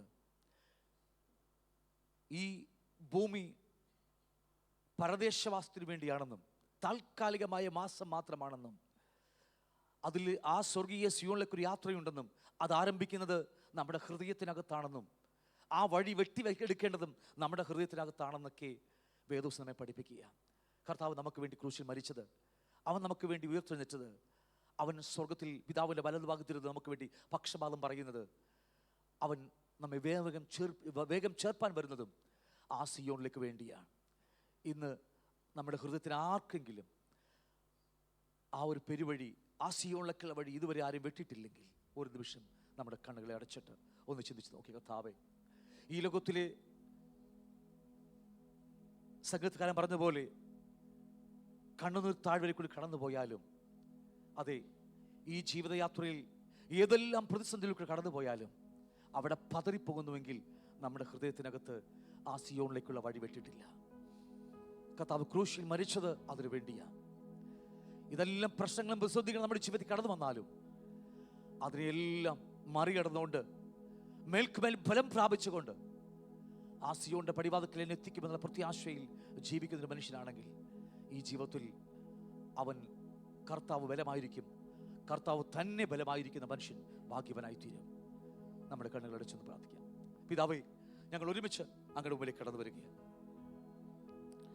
ഈ പ്രഭാതത്തിൽ ഞങ്ങൾ ഒരുമിച്ച് ആയിരിക്കുമ്പോൾ അങ്ങയുടെ ആത്മാവ് ഞങ്ങളെ കൂട്ടിവരുത്തിയതും ഞങ്ങളെല്ലാം ഒരു പരദേശവാസികളാണെന്നും ഒരു സിയോൺ സഞ്ചാരികളാണെന്നും ഒരു ദിവസം ഞങ്ങൾ പടിവാതിൽക്കൽ എത്തുമെന്നുള്ള പ്രത്യാശയിൽ ഞങ്ങൾക്ക് ഒരുമിച്ച് തമ്മിൽ പ്രബോധിപ്പിച്ചും ജീവിക്കാൻ വേണ്ടി അവിടെ ഞങ്ങൾ കടന്നു വന്നത്.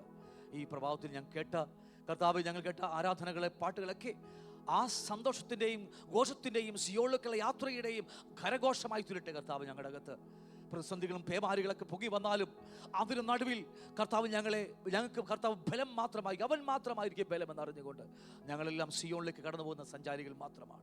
ഞങ്ങളുടെ മനസ്സ് ഈ ലോകത്തിൽ എവിടെയെങ്കിലും ഉടക്കിപ്പോകാതിരിപ്പാൻ, ഞങ്ങളുടെ ഹൃദയം ഇവിടെ കർത്താവ് ഉടക്കിപ്പോകാതിരിപ്പാൻ, ഞങ്ങളുടെ ഹൃദയത്തിനകത്ത് ഒരു പുതിയ വഴി വെട്ടിയെടുക്കുവാൻ, സിയോണിലേക്കുള്ള വഴി വെട്ടിയെടുക്കുവാൻ, അത് പെരുവഴിയായി കർത്താവെ ആയിത്തീരുവാൻ തൊക്കെ വേണം അങ്ങയുടെ ആത്മാവ് ഇന്ന് പകൽക്കാലം ചെയ്യുന്ന കൃപക്കായി സ്തോത്രം. കർത്താവ്, ഇന്ന് എവിടെയെങ്കിലും ഞങ്ങൾക്ക് വീഴ്ചകൾ സംഭവിച്ചിട്ടുണ്ടെങ്കിൽ, പരാജയങ്ങൾ സംഭവിച്ചിട്ടുണ്ടെങ്കിൽ, ഞങ്ങളുടെ അറിവില്ലായ്മയോ ഞങ്ങളുടെ കർത്താവ് എവിടെയെങ്കിലും ഞങ്ങൾക്ക് സംഭവിച്ചിട്ടുണ്ടെങ്കിൽ ഇന്ന് ഞങ്ങൾ ഏറ്റുപറയുകയാണ്.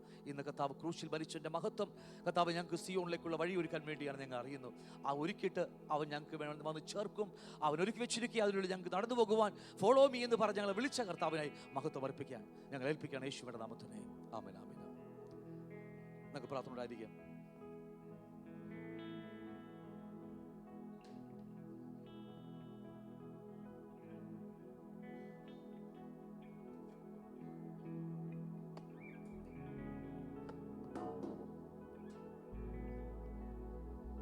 കർത്താവായ യേശുവിനെ കാണിച്ചു കൊടുത്ത രാത്രിയിൽ അപ്പം എടുത്ത് സ്തോത്രം ചൊല്ലി നുറുക്കി, ഇത് നിങ്ങൾക്ക് വേണ്ടി തകർക്കപ്പെടുന്ന ശരീരം എൻ്റെ ഓർമ്മക്കായി ബാക്കി എന്ന് പറഞ്ഞു.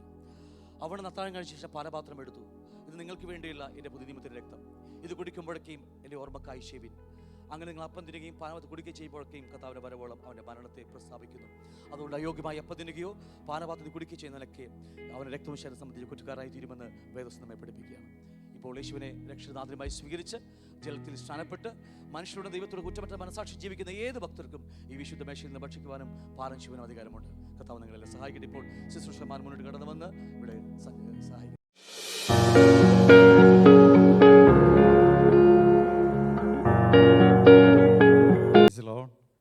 Hallelujah, hallelujah. കർത്താവിൻ്റെ ദിവസനാമത്തിൽ എല്ലാവർക്കും സ്നേഹവന്ദനങ്ങൾ അറിയിക്കുകയാണ്. ആദ്യമായിട്ടാണ് ഞാൻ ഇപ്രകാരം നിങ്ങളുടെ മുമ്പിൽ ഒരു വചന സന്ദേശമായിട്ട് നിൽക്കുന്നത്. നിങ്ങളെല്ലാം പ്രാർത്ഥന ഉണ്ടാവുമെന്ന് വിചാരിക്കുന്നു. സ്തോത്രം. ഇന്ന് നാം ദൈവജനത്തിന് അല്പം നേരം ചിന്തിക്കുവാനായിട്ട് ആഗ്രഹിക്കുന്നത് കൊളോസ്യ ലേഖനത്തിൽ നിന്നാണ്. പൗലോസ് അപ്പോസ്തലൻ കൊളോസ്യരുടെ ലേഖനത്തിൽ നിന്ന്, ആ ലേഖനത്തിലെ 4 അധ്യായങ്ങളിൽ നിന്നും അല്പമായിട്ട് നമ്മൾ ചിന്തിച്ച് കടന്നു പോകാനാണ് ഞാൻ ആഗ്രഹിക്കുന്നത്. അതിനായി നമുക്കൊരു നിമിഷം പ്രാർത്ഥിക്കാം. കർത്താവായ ദൈവമേ, ജീവദായകമായ ദിവ്യ സന്ദേശം ശ്രവിക്കുന്നതിനും ഗ്രഹിക്കുന്നതിനും ഞങ്ങളുടെ ബുദ്ധിയെയും മനസ്സിനെയും അവിടുന്ന് പ്രകാശിപ്പിക്കണമേ. അതുവഴി സ്നേഹവും ശരണവും ഞങ്ങൾ വർദ്ധിക്കുവാനും ഞങ്ങളുടെ രക്ഷപ്രാപിച്ച് നിരന്തരം അങ്ങ് സ്തുതിക്കുവാനും ഞങ്ങളെ യോഗ്യരാക്കണമേ. ആമേൻ. Glory Jesus. കൊളോസ്യസ് ലേഖനം 1-14 വാക്യങ്ങൾ നമ്മളിങ്ങനെ വായിക്കുന്നു. നമ്മെ ഇരുട്ടിൻ്റെ അധികാരത്തിൽ നിന്നും വിടുവിച്ച് തൻ്റെ സ്നേഹസ്വരൂപനായ പുത്രൻ്റെ രാജ്യത്തിൽ ആക്കി വയ്ക്കുകയും ചെയ്ത പിതാവിന് സന്തോഷത്തോടെ സ്തോത്രം ചെയ്യുന്നവരാകണമെന്ന് അപേക്ഷിക്കുന്നു. അവനിൽ നമുക്ക് പാപമോചനമെന്ന വീണ്ടെടുപ്പ് ഉണ്ട്. സ്തോത്രം. പൗലോസ് അപ്പോസ്തലൻ കൊളോസ്യയിലേക്ക് തിമോഥെയോസ് ഒന്നിച്ച് ചെല്ലുമ്പോൾ അവിടെ എപ്പഫ്രാസാണ് ആ സഭയെ സ്ഥാപിച്ചു എന്നുള്ളതാണ് നമ്മൾ വായിക്കുമ്പോൾ കാണാൻ കഴിയുന്നത്. എന്നാൽ ആ സഭയിൽ ജനത്തെ വഴിതെറ്റിക്കുന്ന പല ഉപദേശങ്ങളും കടന്നു വരുന്നു എന്ന് കണ്ടിട്ട് പൗലോസ് അവിടെ അവരോട് പറയുന്ന ചില സംഭവങ്ങൾ, കാര്യങ്ങളാണ് നമ്മൾ മനസ്സിലാക്കുന്നത്. കൊളോസ്യ വായിക്കുമ്പോൾ ഒന്നാമത് യേശു ക്രിസ്തുവിൻ്റെ മനുഷ്യത്വത്തിൻ്റെ തിളക്കം, അതാണ് ആദ്യം കാണാൻ കഴിയുന്നത്. 2, യേശുവിലുള്ള ദൈവത്വത്തെ അറിയുക എന്നതാണ്. അപ്പോൾ ഒന്നാമത്തെ കാര്യം യേശുവിൻ്റെ മനുഷ്യത്വത്തിൻ്റെ തിളക്കം എന്ന് പറഞ്ഞാൽ അവനെ പോലെ ആകാൻ വേണ്ടിയിട്ടുള്ളതാണ്. നമ്മളോട് എന്താ പറഞ്ഞത്? ക്രിസ്തു എന്ന തലയോളമുള്ളൊരു വളർച്ചയാണ് നമുക്ക് ദൈവം യേശു ക്രിസ്തുവിലൂടെ നമുക്ക് തന്നിരിക്കുന്നത്. രണ്ടാമത്തെ കാര്യം, യേശുവിലുള്ള ദൈവത്വത്തെ അറിയുക. എന്തിനാ? അവനെ ആരാധിക്കാൻ, അവനെ ആശ്രയിക്കുവാനും നമുക്ക് കഴിയേണ്ടതിന് വേണ്ടിയിട്ടുള്ള ഈ 2 പോയിൻ്റാണ് അവിടെ കാണാൻ കഴിയുന്നത്. അപ്പം നമ്മെ വിളിച്ച് വേർതിരിച്ച് എന്തിനാണ്? ഇരുട്ടിൻ്റെ അധികാരത്തിൽ നിന്നും നാം വിളിച്ച് തൻ്റെ സ്നേഹസ്വരൂപനായ പുത്രൻ്റെ രാജ്യത്തിൽ ആക്കി വെക്കുകയും ചെയ്ത പിതാവിന് സന്തോഷത്തോടെ സ്തോത്രം ചെയ്യുന്നവരാകണമെന്ന് അപേക്ഷിക്കുന്നു. പുത്രൻ്റെ രാജ്യത്തിൽ നമ്മെ ആക്കി വെച്ചു. സ്തോത്രം. ഈ പുത്രൻ്റെ രാജ്യത്തിൽ ആക്കി വെച്ചിട്ട് ഇനി അവിടെ നിന്ന് ഇറങ്ങിപ്പോകുന്നവരൊക്കെ ഉണ്ട് പലപ്പോഴും. വിശ്വാസത്തിൽ വന്നിട്ടും ഇന്ന് ഈ പുത്രൻ്റെ രാജ്യത്തിൽ ആക്കി വെച്ചിട്ട് ആ രാജ്യത്തിൽ ചെല്ലാവുന്ന രീതിയിലുള്ള ജീവിതമാണ് നമ്മൾ നയിക്കുന്നത് എന്ന് ഓരോരുത്തരും ഒന്ന് പരിശോധിക്കേണ്ടത് ആവശ്യമാണ്. ഇവിടെ പൗലോസ് കൊരിന്തോസ് ലേഖനത്തിൽ ഇങ്ങനെ പറയുന്നുണ്ട്. 1 കൊരിന്തോസ് 6:9-10 വാക്യങ്ങൾ ഇങ്ങനെ വായിക്കുന്നു. അന്യായം ചെയ്യുന്നവർ ദൈവരാജ്യം അവകാശമാക്കിയില്ല. അപ്പം അങ്ങനെയാണെങ്കിൽ നമ്മളുടെ ജീവിതത്തിൽ എന്തെങ്കിലും അന്യായമായ കാര്യങ്ങൾ കടന്നു വരുന്നുണ്ടെങ്കിൽ നമ്മൾ പുത്രൻ്റെ രാജ്യത്തിൽ ആക്കി വെച്ചിരിക്കുന്നു. നോക്കി, നമ്മളായിട്ടില്ലല്ലോ, അങ്ങോട്ട് കടന്നിട്ടില്ലല്ലോ. എന്താണ് നമ്മുടെ കർത്താവ് നമുക്ക് വേണ്ടിയിട്ട് ഒരുക്കിയിരിക്കുന്നത്? എറ്റേണിറ്റി, നിത്യതയിൽ, അനന്തതയിൽ അവനോടുകൂടെ വസിക്കാൻ വേണ്ടിയുള്ള മഹാവല്യ വിളിയല്ലേ ഈ വിളി? അല്ല നമുക്ക് ഇവിടെ തിന്നും കുടിച്ചും ആനന്ദിച്ചും ആടിയും പാടി പോകാൻ വേണ്ടിയാണോ? ചില ആളുകളെ സംബന്ധിച്ചുള്ള അങ്ങനെയൊക്കെയാണ്.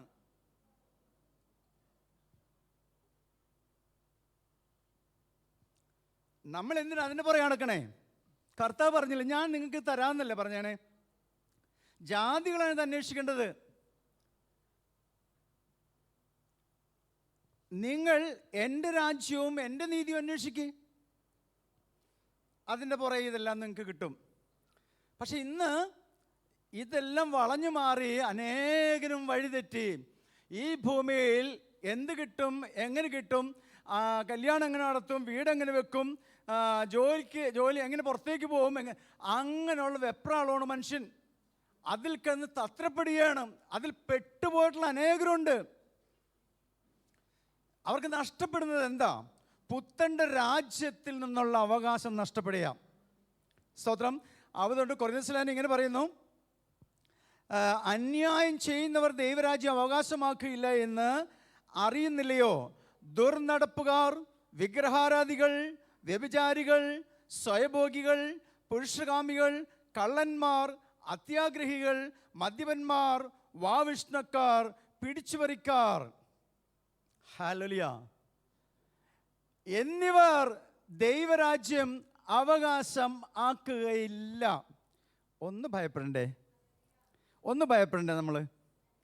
എൻ്റെ കർത്താവെ, ഈ ജീവിതത്തിൽ അതിനല്ല പൗലോസ് ഗലാത്യർ ലേഖനം പറഞ്ഞപ്പോൾ 5-ാം അധ്യായത്തിലെ ജഡിക സ്വഭാവത്തെക്കുറിച്ച് ഇങ്ങനെ പറഞ്ഞു, ജഡത്തിൻ്റെ പ്രവൃത്തികളെക്കുറിച്ച് പറഞ്ഞു. വ്യഭിചാരം, അശുദ്ധി, ദുർവൃത്തി, വിഗ്രഹാരാധന, ആഭിചാരം, ശത്രുത, കലഹം, കോപം, മാത്സര്യം, ഭിന്നത, വിഭാഗീയചിന്ത, മദ്യപാനം, മധുരോത്സവം, ഇവയ്ക്ക് സദൃശ്യമായ തിന്മകളും. ഇവ ഒന്നിലധികം ഒരാളിലുണ്ടെങ്കിൽ അവനിലും പാപമുണ്ട്. നീ ദൈവരാജ്യത്തിൽ കടക്കില്ല എന്നാണ് ബൈബിളിൽ പറഞ്ഞിരിക്കുന്നത്. പ്രിയപ്പെട്ടവരെ, നമ്മളൊന്ന് ഭയപ്പെടണം. കാരണം ദൈവരാജ്യത്തിലേക്കുള്ള വിളിയാണ് ഈ സുവിശേഷം. നമ്മൾ എന്തിനും ഇത്രയും പാടും കഴിച്ച് ഈ മഴയും കാലാവസ്ഥ പ്രതികൂലമായിരുന്നിട്ടും പല ആവശ്യങ്ങളുണ്ടായിരുന്നിട്ടും അതെല്ലാം വിട്ടുകൊണ്ട് ഇവിടെ വരുന്ന ഈ ത്യാഗം സഹിച്ചിരിക്കുന്നതിൻ്റെ അർത്ഥം എന്താ? നമുക്ക് പോകണമെന്നേ. ലോകമെമ്പാടും ഇന്ന് ഒരേ ശബ്ദത്തിൽ വിളിച്ചു പറയുന്നു കർത്താവിൻ്റെ വരവെടുക്കുന്നു എന്ന്. അപ്പോൾ നമ്മൾക്ക് എത്ര ശ്രദ്ധ വേണം? നമ്മൾ കൈവിട്ടു പോയുള്ള അവസ്ഥ എന്താ? അതിന് കർത്താവ് വരുമ്പോൾ, തൻ്റെ മണവാട്ടി സഭയെ കൊണ്ടുപോകാൻ ഉൽപ്രാവണം നടക്കുമ്പോൾ, ആ കൂട്ടത്തിൽ ഞാനും നിങ്ങളും കാണപ്പെട്ടില്ലെങ്കിൽ അവസ്ഥ ഭയാനകമാണ്, ഭീകരമാണ്. ബൈബിൾ പഠിച്ചു വെച്ച് കഴിഞ്ഞാൽ. സ്തോത്രം. അതുകൊണ്ട് ഇത്തരം പ്രവൃത്തികൾ ഒന്നിലധികം നമ്മളിൽ ഉണ്ടെങ്കിൽ നമ്മളും കൈവിടപ്പെട്ടു പോകുന്നേ. വെളിപ്പാട് പുസ്തകം 21 8-ാം വാക്യം പറഞ്ഞു, അതിൻ്റെ 21 8-ാം വാക്യം ഇങ്ങനെ പറയുന്നുണ്ടല്ലോ, 8-ാം വാക്യം, എന്നാൽ ഭീരുക്കള വിശ്വാസികൾ, അറക്കപ്പെട്ടവർ, കൊലപാതകർ, ദുർനടപ്പുകാർ, ക്ഷുദ്രക്കാർ, ബിംബാരാധകർ എന്നിവർക്കും ബോഷ്കു പറയുന്ന ഏവർക്കുമുള്ള ഓഹരി തീയും ഗന്ധകവും കത്തുന്ന തീപ്പൊയ്കയും അത്രേ. പ്രിയമുള്ളവരെ, നമ്മുടെ കർത്താവ് സ്നേഹനിധിയായ ദൈവമാണ്. പക്ഷേ അനുസരിച്ചില്ലെങ്കിൽ കൈവിട്ട് കളയും, അവിടെ തള്ളിക്കളയും. അതുകൊണ്ട് എഫെസ്യ ലേഖനത്തിൽ 5:5 ഇതേപോലെ വാക്ക് തന്നെയാണ് അവിടെ പറഞ്ഞിരിക്കുന്നത്. ദുർനടപ്പുകാർ, അശുദ്ധർ, വിഗ്രഹാരാധിക്കും, അത്യാഗ്രഹിക്കും ദൈവത്തിൻ്റെയും ക്രിസ്തുവിൻ്റെയും രാജ്യത്തിൽ അവകാശമില്ലെന്ന് അറിഞ്ഞുകൊള്ളുവീൻ. ഒന്ന് ശ്രദ്ധിക്കേണ്ട ഈ കാര്യങ്ങളൊക്കെ. ഇന്ന് ലോകം പോകുന്ന പോക്ക് നമുക്കറിയാം. നമ്മൾ ഈ പ്രത്യേകിച്ച് ഈ എറണാകുളം പട്ടണത്തിൽ തന്നെ നോക്കിക്കഴിഞ്ഞാൽ ലോകത്തിൻ്റെ കാലം പോലെയുള്ള കാലങ്ങളെല്ലാം കണ്ടുകൊണ്ടിരിക്കുന്നത്. പരസ്പരം ഉള്ള ജീവിതം, ഈ ലൈംഗിക ദുരാചാരങ്ങൾ നടന്നുകൊണ്ടിരിക്കുന്ന, അല്ലെങ്കിൽ വെട്ടും കുത്തും പകയൊക്കെ നടന്നിരിക്കുന്ന ഈ സ്ഥലത്ത് നമ്മളൊന്ന് ഓർക്കണം, ഇതെല്ലാം കർത്താവ് പറഞ്ഞിട്ടുണ്ടല്ലോ. തിമോഥെയോസിൻ്റെ 2 തിമോഥെയോസ് 3:1 മുതലുള്ള വാക്യം, അന്ത്യകാലത്ത് ദുർഘട സമയങ്ങൾ വരുമെന്ന് എല്ലാവരും അറിഞ്ഞുകൊള്ളുവിൻ. മനുഷ്യർ സ്വസ്നേഹികൾ, ദ്രവ്യാഗ്രഹികൾ, വമ്പ് പറയുന്നവർ, കൊരളക്കാർ, ഏഷണിക്കാർ, മാതാപിതാക്കന്മാരെ അനുസരിക്കാത്തവർ, ബുദ്ധികെട്ടവർ, ഇത്തരക്കാരുണ്ടാകുമെന്നും ദൈവപ്രിയമില്ലാതെ ഭോഗപ്രിയരായി ഭക്തിയുടെ വേഷം ധരിച്ച് നടക്കുന്നവർ ഉണ്ടാകുമെന്ന് നിങ്ങൾ അറിഞ്ഞുകൊള്ളുവാൻ പറഞ്ഞിട്ടുണ്ട്. ഇതൊക്കെ നടക്കണ്ടേ? കർത്താവ് പറഞ്ഞെങ്കിൽ നടക്കണമല്ലോ. കർത്താവ് പറഞ്ഞിട്ടുള്ള കാര്യങ്ങളല്ലേ.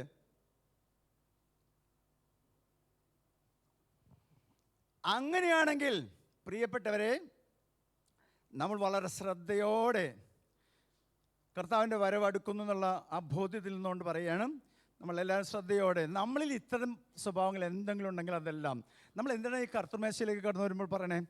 ഞാൻ കഴിഞ്ഞ ആഴ്ച പറഞ്ഞില്ലേ, ഹെബ്രായർ 4:14 വാക്യങ്ങളിൽ, ആകാശത്തിലൂടെ കടന്നുപോയൊരു ശ്രേഷ്ഠ മഹാപുരോഹിതൻ നമുക്ക് സ്വർഗത്തിലുണ്ട്. അവൻ പാപൊഴി സകലത്തിലും നമുക്ക് തുല്യമായ അവൻ കടന്നുപോയവനാ. നമ്മുടെ ബലഹീനതയിൽ നമ്മളോട് സഹതാപം കാണിക്കാൻ കഴിയാത്തവനല്ല അവൻ. പാപമൊഴികെ സകലത്തിലും അവൻ കടന്നുപോയവനാ. നമ്മുടെ ബലഹീനത എന്തെങ്കിലും നമുക്ക് വന്നു പോകുന്നുണ്ടെങ്കിൽ ആ കർത്താവിൻ്റെ അടുക്കൽ ചെന്നിട്ട്, അപ്പാ, കർത്തൃമേശയിൽ നമ്മളിപ്പോൾ പാസ്റ്റർ പറഞ്ഞല്ലോ, അതേപോലെ അതിനുള്ളൊരു സമയമാണ് ഏറ്റു പറഞ്ഞുകൊണ്ട് ഈ ആഴ്ചയിൽ എനിക്ക് വാക്കുകൊണ്ടോ പ്രവൃത്തി കൊണ്ടോ പെരുമാറ്റം കൊണ്ടോ സംസാരം കൊണ്ടോ കൊടുക്കൽ വാങ്ങൽ കൊണ്ടോ തെറ്റുകൾ വന്നു പോയിട്ടുണ്ട്, ക്ഷമിക്കണമെന്ന് പറഞ്ഞാൽ ക്ഷമിക്കുന്നൊരു സ്നേഹനിധിയായ കർത്താവാണ് നമ്മുടെ കർത്താവ്. പിന്നെ തുടരാനല്ല, പിന്നെ മാറണതിൽ നിന്ന്. അതുകൊണ്ട് അങ്ങനെ ഒരു സ്നേഹനിധിയായ ഒരു കർത്താവിൻ്റെ സന്നിധിയിലാണ് നമ്മൾ വന്നിരിക്കുന്നത്. അതുകൊണ്ട് പ്രിയമുള്ളവരെ, കൈവിടപ്പെട്ടു പോയാൽ ദൈവരാജ്യത്തിൽ നമുക്ക് ചെന്ന് ചേരാൻ സാധിക്കില്ല എന്ന കാര്യമാണ് ഇവിടെ നമ്മൾ ആദ്യമേ കാണുന്നത്. പുത്തൻ്റെ രാജ്യത്തിൽ ആക്കി വെച്ചു, ശരി തന്നെ.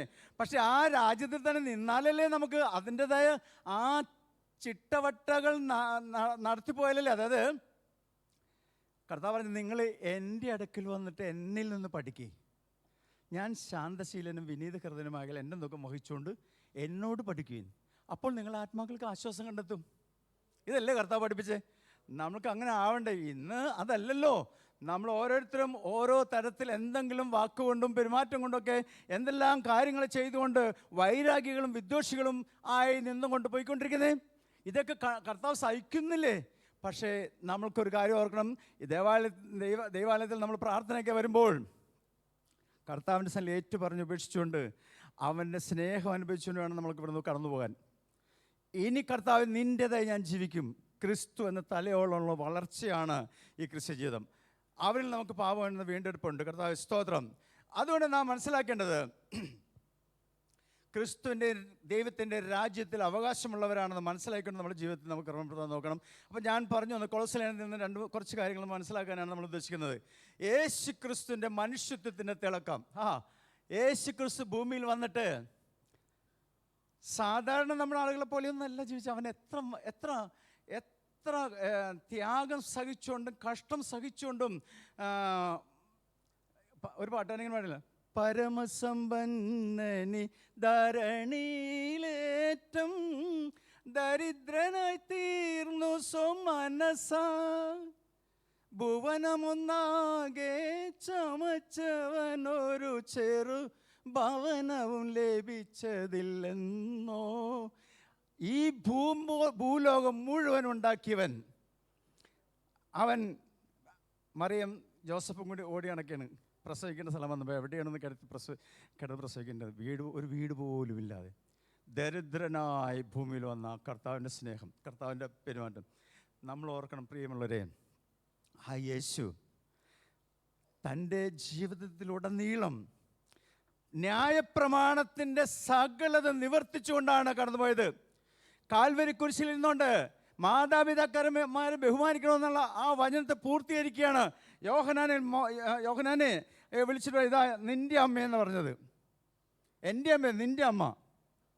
സ്ത്രീയോട് ഇതാ നിൻ്റെ മകൻ ഏൽപ്പിച്ചു കൊടുക്കുക.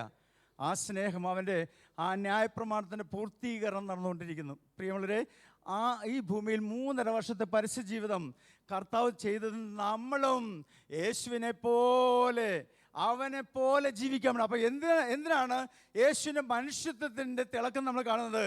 അവനെ പോലെ ജീവിക്കാൻ. അവൻ പെരുമാറിയതുപോലെ എന്ന് വെച്ചാൽ അവൻ ചെയ്തതുപോലെ അത്ഭുതങ്ങൾ അടയാളം ചെയ്യണമെന്ന അർത്ഥത്തിലല്ല പറയുന്നത്. അവൻ മറ്റുള്ളവരുടെ ഇടയിൽ കടന്നപ്പോൾ ശിഷ്യന്മാർ ചോദിച്ചല്ലോ, മറ്റേ പരീക്ഷന്മാർ ചോദിച്ചു, ഗുരു നിങ്ങളുടെ ഗുരു എന്താണ് ഈ പാപികളോടും ദുഷ്ടന്മാരോടും കൂടെ നടക്കുന്നേ? ഞങ്ങൾ അങ്ങനെയല്ല പ്രതീക്ഷിച്ചിരുന്നത്. അവർ പറഞ്ഞെന്തറിയുമോ? ഞങ്ങളുടെ ഗുരുവിൻ്റെ ക്വാളിറ്റി അതാ. ജനം തള്ളിക്കളഞ്ഞവരെയും കൂടി മാനസാന്തരത്തിലേക്ക് എടുക്കണം. അവർക്കും കൂടി വേണ്ടിയിട്ടാണ് ഞാൻ കാൽവരി കുരിശിൽ യാഗമാകാൻ വന്നിരിക്കുന്നത്. അവരെയും വീണ്ടെടുക്കണം. ഇന്ന് ലോകം അവഹേളിച്ചിട്ടിരിക്കുന്ന തള്ളിക്കളഞ്ഞവർക്കും സ്വർഗ്ഗരാജ്യത്തിൽ കടക്കാൻ അവകാശമുണ്ട്. യേശു ക്രിസ്തുവിൽ വിശ്വസിച്ച് കഴിഞ്ഞാൽ, അവനിൽ വിശ്വസിക്കുന്ന ഒരുവനും നശിച്ചു പോകാതെ നിത്യജീവൻ പ്രാപിക്കേണ്ടതിന് തൻ്റെ ഏകജാതനം നൽകുവാൻ തക്കതും ദൈവം ഈ ലോകത്തെ അത്രമാത്രം സ്നേഹിച്ചു. അപ്പം അതുകൊണ്ടാണ് സ്നാന സമയത്ത് പത്രോസ് സ്നാനം കൊടുത്ത സമയത്ത് സ്നാനപ്പെടാൻ വരുന്ന ആര് വരുന്നോ അവർക്കൊക്കെയും പരിശുദ്ധാത്മാൻ ലഭിക്കുന്നുണ്ട്. എല്ലാവർക്കും ആര് വരുന്നോ അവർക്കൊക്കെ ലഭിക്കുന്നു പരിശുദ്ധാത്മാനെ. നിങ്ങൾ പശ്ചാത്തപിക്കുവിൻ, പാപമോചനത്തിന് എല്ലാവരും യേശുക്രിസ്തു നാമത്തിൽ സ്നാനം സ്വീകരിക്കുവിൻ, പരിശുദ്ധാത്മാവിൻ ദാനം നിങ്ങൾക്ക് ലഭിക്കും. നിങ്ങൾക്കും നിങ്ങളുടെ സന്താനങ്ങൾക്കും വിദൂരസ്ഥർക്കും കർത്താവിൻ്റെ അടുക്കലേക്ക് ആരൊക്കെ വരുന്നോ അവർക്കൊക്കെ ഉള്ളതാ. അവിടെ മാറ്റി നിർത്തുന്നില്ലല്ലോ. നീ സുറിയാനിക്കാനാണോ ലത്തിനാണോ അല്ലെങ്കിൽ മറ്റേതാ മറിച്ചാണെന്നൊന്നും പറയില്ല. ആര് യേശുവിനെ ഏറ്റെടുത്ത് വരുന്ന അവർക്കൊക്കെ കൊടുക്കുന്നതാണ് ഈ രക്ഷ. സ്തോത്രം. ഒന്ന് കരങ്ങളിൽ കിടത്താൻ സ്തോത്രം ചെയ്യേ. അവനെ പോലെ ജീവിക്കാൻ കൊളോസ്യർ ലേഖനത്തിലെ 1-ാമത്തെ ചിന്ത അതാ. 2, യേശുവിലുള്ള ദൈവത്വത്തെ അറിയുക എന്നുള്ളതാണ്. അവനെ ആരാധിക്കാൻ യേശു ക്രിസ്തുവിലുള്ള ദൈവത്വത്തെ, ദൈവമായിട്ടുള്ള സമാനത നിലനിർത്തേണ്ട കാര്യമെ പരിഗണിക്കാതെ ദാസരൂപമെടുത്ത് ആകൃതിയിൽ മനുഷ്യനെ പോലെ കാണപ്പെട്ടവനാ.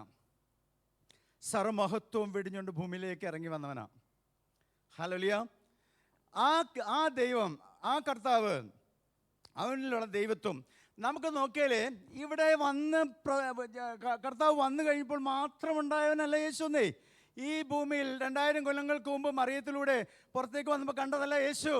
ബൈബിൾ പരിശോധിച്ച് നോക്കിയാൽ ഉടനീളം ഉൽപ്പത്തി മുതൽ വെളിപ്പാട് വരെ യേശുവിനെ കാണാം നമുക്ക്. ഹല്ലേലൂയ. ഉൽപ്പത്തിയിൽ സ്ത്രീയുടെ സന്തതിയായി യേശുവിനെ കാണിക്കുന്നു. അപ്രകാരം തന്നെ പുറപ്പാട് പുസ്തകത്തിൽ പെസഹ കുഞ്ഞാട് രക്തം തളിയിലൂടെ ഇസ്രായേലിനെ വീണ്ടെടുത്തുകൊണ്ടായ രംഗം യേശു ക്രിസ്തുവിനെ കാണിക്കുന്നു. ലേവ്യ പുസ്തകത്തിൽ മഹാപുരോഹിതനായി യേശുവിനെ കാണിക്കുന്നു. സംഖ്യ പുസ്തകത്തിൽ അടിക്കപ്പെട്ട പാറ യേശു. നിയമാവർത്തന പുസ്തകത്തിൽ പ്രവാചകൻ യേശു. ജോഷുവയുടെ പുസ്തകത്തിൽ സർവ്വസൈന്യാധിപൻ യേശു. ഉത്തമഗീതത്തിൽ ന്യായാധിപൻ യേശു. റൂത്തിന്റെ പുസ്തകത്തിൽ നല്ല വീണ്ടെടുപ്പുകാരൻ. ബോവാസിന്റെ അടുക്കൽ റൂത്ത് ചെന്നപ്പോൾ അവനെ സ്വീകരിച്ച് ആ വീണ്ടെടുപ്പുകാരൻ യേശു. 1 ശമൂവേൽ പ്രവാചകന്റെ പുസ്തകം മുതൽ 2 ദിനവൃത്താന്തം വരെയുള്ളത് നിത്യരാജാവ് യേശു. അതുപോലെ തന്നെ എസ്രായുടെ പുസ്തകം മുതൽ നെഹമ്യയുടെ പുസ്തകം വരെ ആലയത്തിന്റെ പുനഃസ്ഥാപകൻ യേശു. വീണ്ടും കാണുന്ന എസ്തേറിന്റെ പുസ്തകത്തിൽ മധ്യസ്ഥൻ. മൊർദെഖായി യഹൂദന്മാരെ കൊല്ലാൻ വേണ്ടി ഹാമാൻ അധികാരപത്രം വാങ്ങിച്ചു കഴിഞ്ഞപ്പോൾ മൊർദെഖായി എന്ന് പറഞ്ഞ് എസ്തറേ, നീ ഈ സമയത്ത് മിണ്ടാതിരുന്നാൽ ഇസ്രായേലിന് രക്ഷ വേറെ വഴിയിൽ നിന്ന് വരും, അതുകൊണ്ട് നീ ചെല്ലണം എന്ന് പറഞ്ഞ ഒരു ഉപവസിച്ച് പ്രാർത്ഥിച്ചെന്നും. ഇത് കാണിക്കുന്ന മധ്യസ്ഥനായി നിൽക്കുന്ന യേശുവിനെയാണ് കാണിക്കുന്നത് ഇസ്രായേൽ ജനത്തിൻ്റെ വീണ്ടെടുപ്പിന് വേണ്ടിയിട്ട്. സ്തോത്രം. അപ്രകാരം തന്നെ ജോബിൻ്റെ പുസ്തകത്തിൽ ജീവിക്കുന്ന വീണ്ടെടുപ്പുകാരൻ, ജീവിക്കുന്ന കാരണം ജോബ് പറയാണ്, ജീർണിച്ച അവസ്ഥയിൽ നിന്ന് പോലും തൻ്റെ സ്വത്തും പണവും എല്ലാം, സ്വത്തും മക്കളൊക്കെ നഷ്ടപ്പെട്ടു, ഭാര്യ തന്നെ തള്ളിപ്പറയുന്നു, സുഹൃത്തുക്കളൊക്കെ, ഇതൊക്കെ ആയപ്പോഴും സകലരും കൈവിട്ടപ്പോഴും ജോബ് പറഞ്ഞ പോലെ വാക്കാണ്, എൻ്റെ വീണ്ടെടുപ്പുകാരൻ പൊടിയിൽ നിൽക്കുന്നു, അവൻ സമയത്തിന് പുറത്തേക്ക് വരുമെന്ന്, എന്നെ വീണ്ടെടുക്കുമെന്ന്. അപ്പോൾ ഇവിടെ കാണുന്നത് ജോബിൽ കാണുന്നത് ജീവിക്കുന്ന വീണ്ടെടുപ്പ്. സങ്കീർത്തനം പറയുന്നു യുഗങ്ങളുടെ പാറ. അപ്പോൾ ബൈബിൾ പരിശോധിച്ചാൽ ഉൽപ്പത്തി മുതൽ വെളിപ്പാട് വരെ രാജാതിരാജനായി വരുന്ന കർത്താവ് യേശു ക്രിസ്തുവിനെ കാണിക്കുന്നു. ഈ യാഗങ്ങൾ മുഴുവനും കഴിച്ചത് യേശു ക്രിസ്തുവിനെ കാണിക്കുക. സ്തോത്രം. അപ്പം നമ്മൾ ചിന്തിച്ച വേറെ ഒന്നുമില്ല, യേശുവിലുള്ള ദൈവത്വത്തെ എന്തിനാ കാണിക്കുന്നത് വെച്ചാൽ അവനെ ആരാധിക്കാൻ, അവനെ ആശ്രയിക്കാൻ ഒക്കെ വേണ്ടിയിട്ടാണ്. ഉൽപ്പത്തി പുസ്തകം 4 അധ്യായങ്ങളിലെ 1-ാം അധ്യായം ക്രിസ്തുവിൻ്റെ ദൈവത്വം, 2-ാം അധ്യായം 4 മുന്നറിയിപ്പുകൾ, 3-4 അധ്യായങ്ങളിൽ കാണാൻ കഴിയുന്നത് സ്നാനാനന്തര ജീവിതത്തിൻ്റെ പ്രായോഗിക നിർദ്ദേശങ്ങളെക്കുറിച്ചാണ് അതിൽ കാണാൻ കഴിയുന്നത്. സ്തോത്രം. നമുക്കിതേക്കുറിച്ച് ഒന്ന് ചിന്തിച്ച് നോക്കിയാൽ 1-ാം അധ്യായത്തിൻ്റെ ദൈവത്വം കൊളോസ്യ ലേഖനം തന്നെ 1:14 മുതൽ 22 വരെ വാക്യങ്ങൾ. കൊളോസ്യ ലേഖനം 1:14 മുതൽ 22 വരെ വാക്യങ്ങൾ.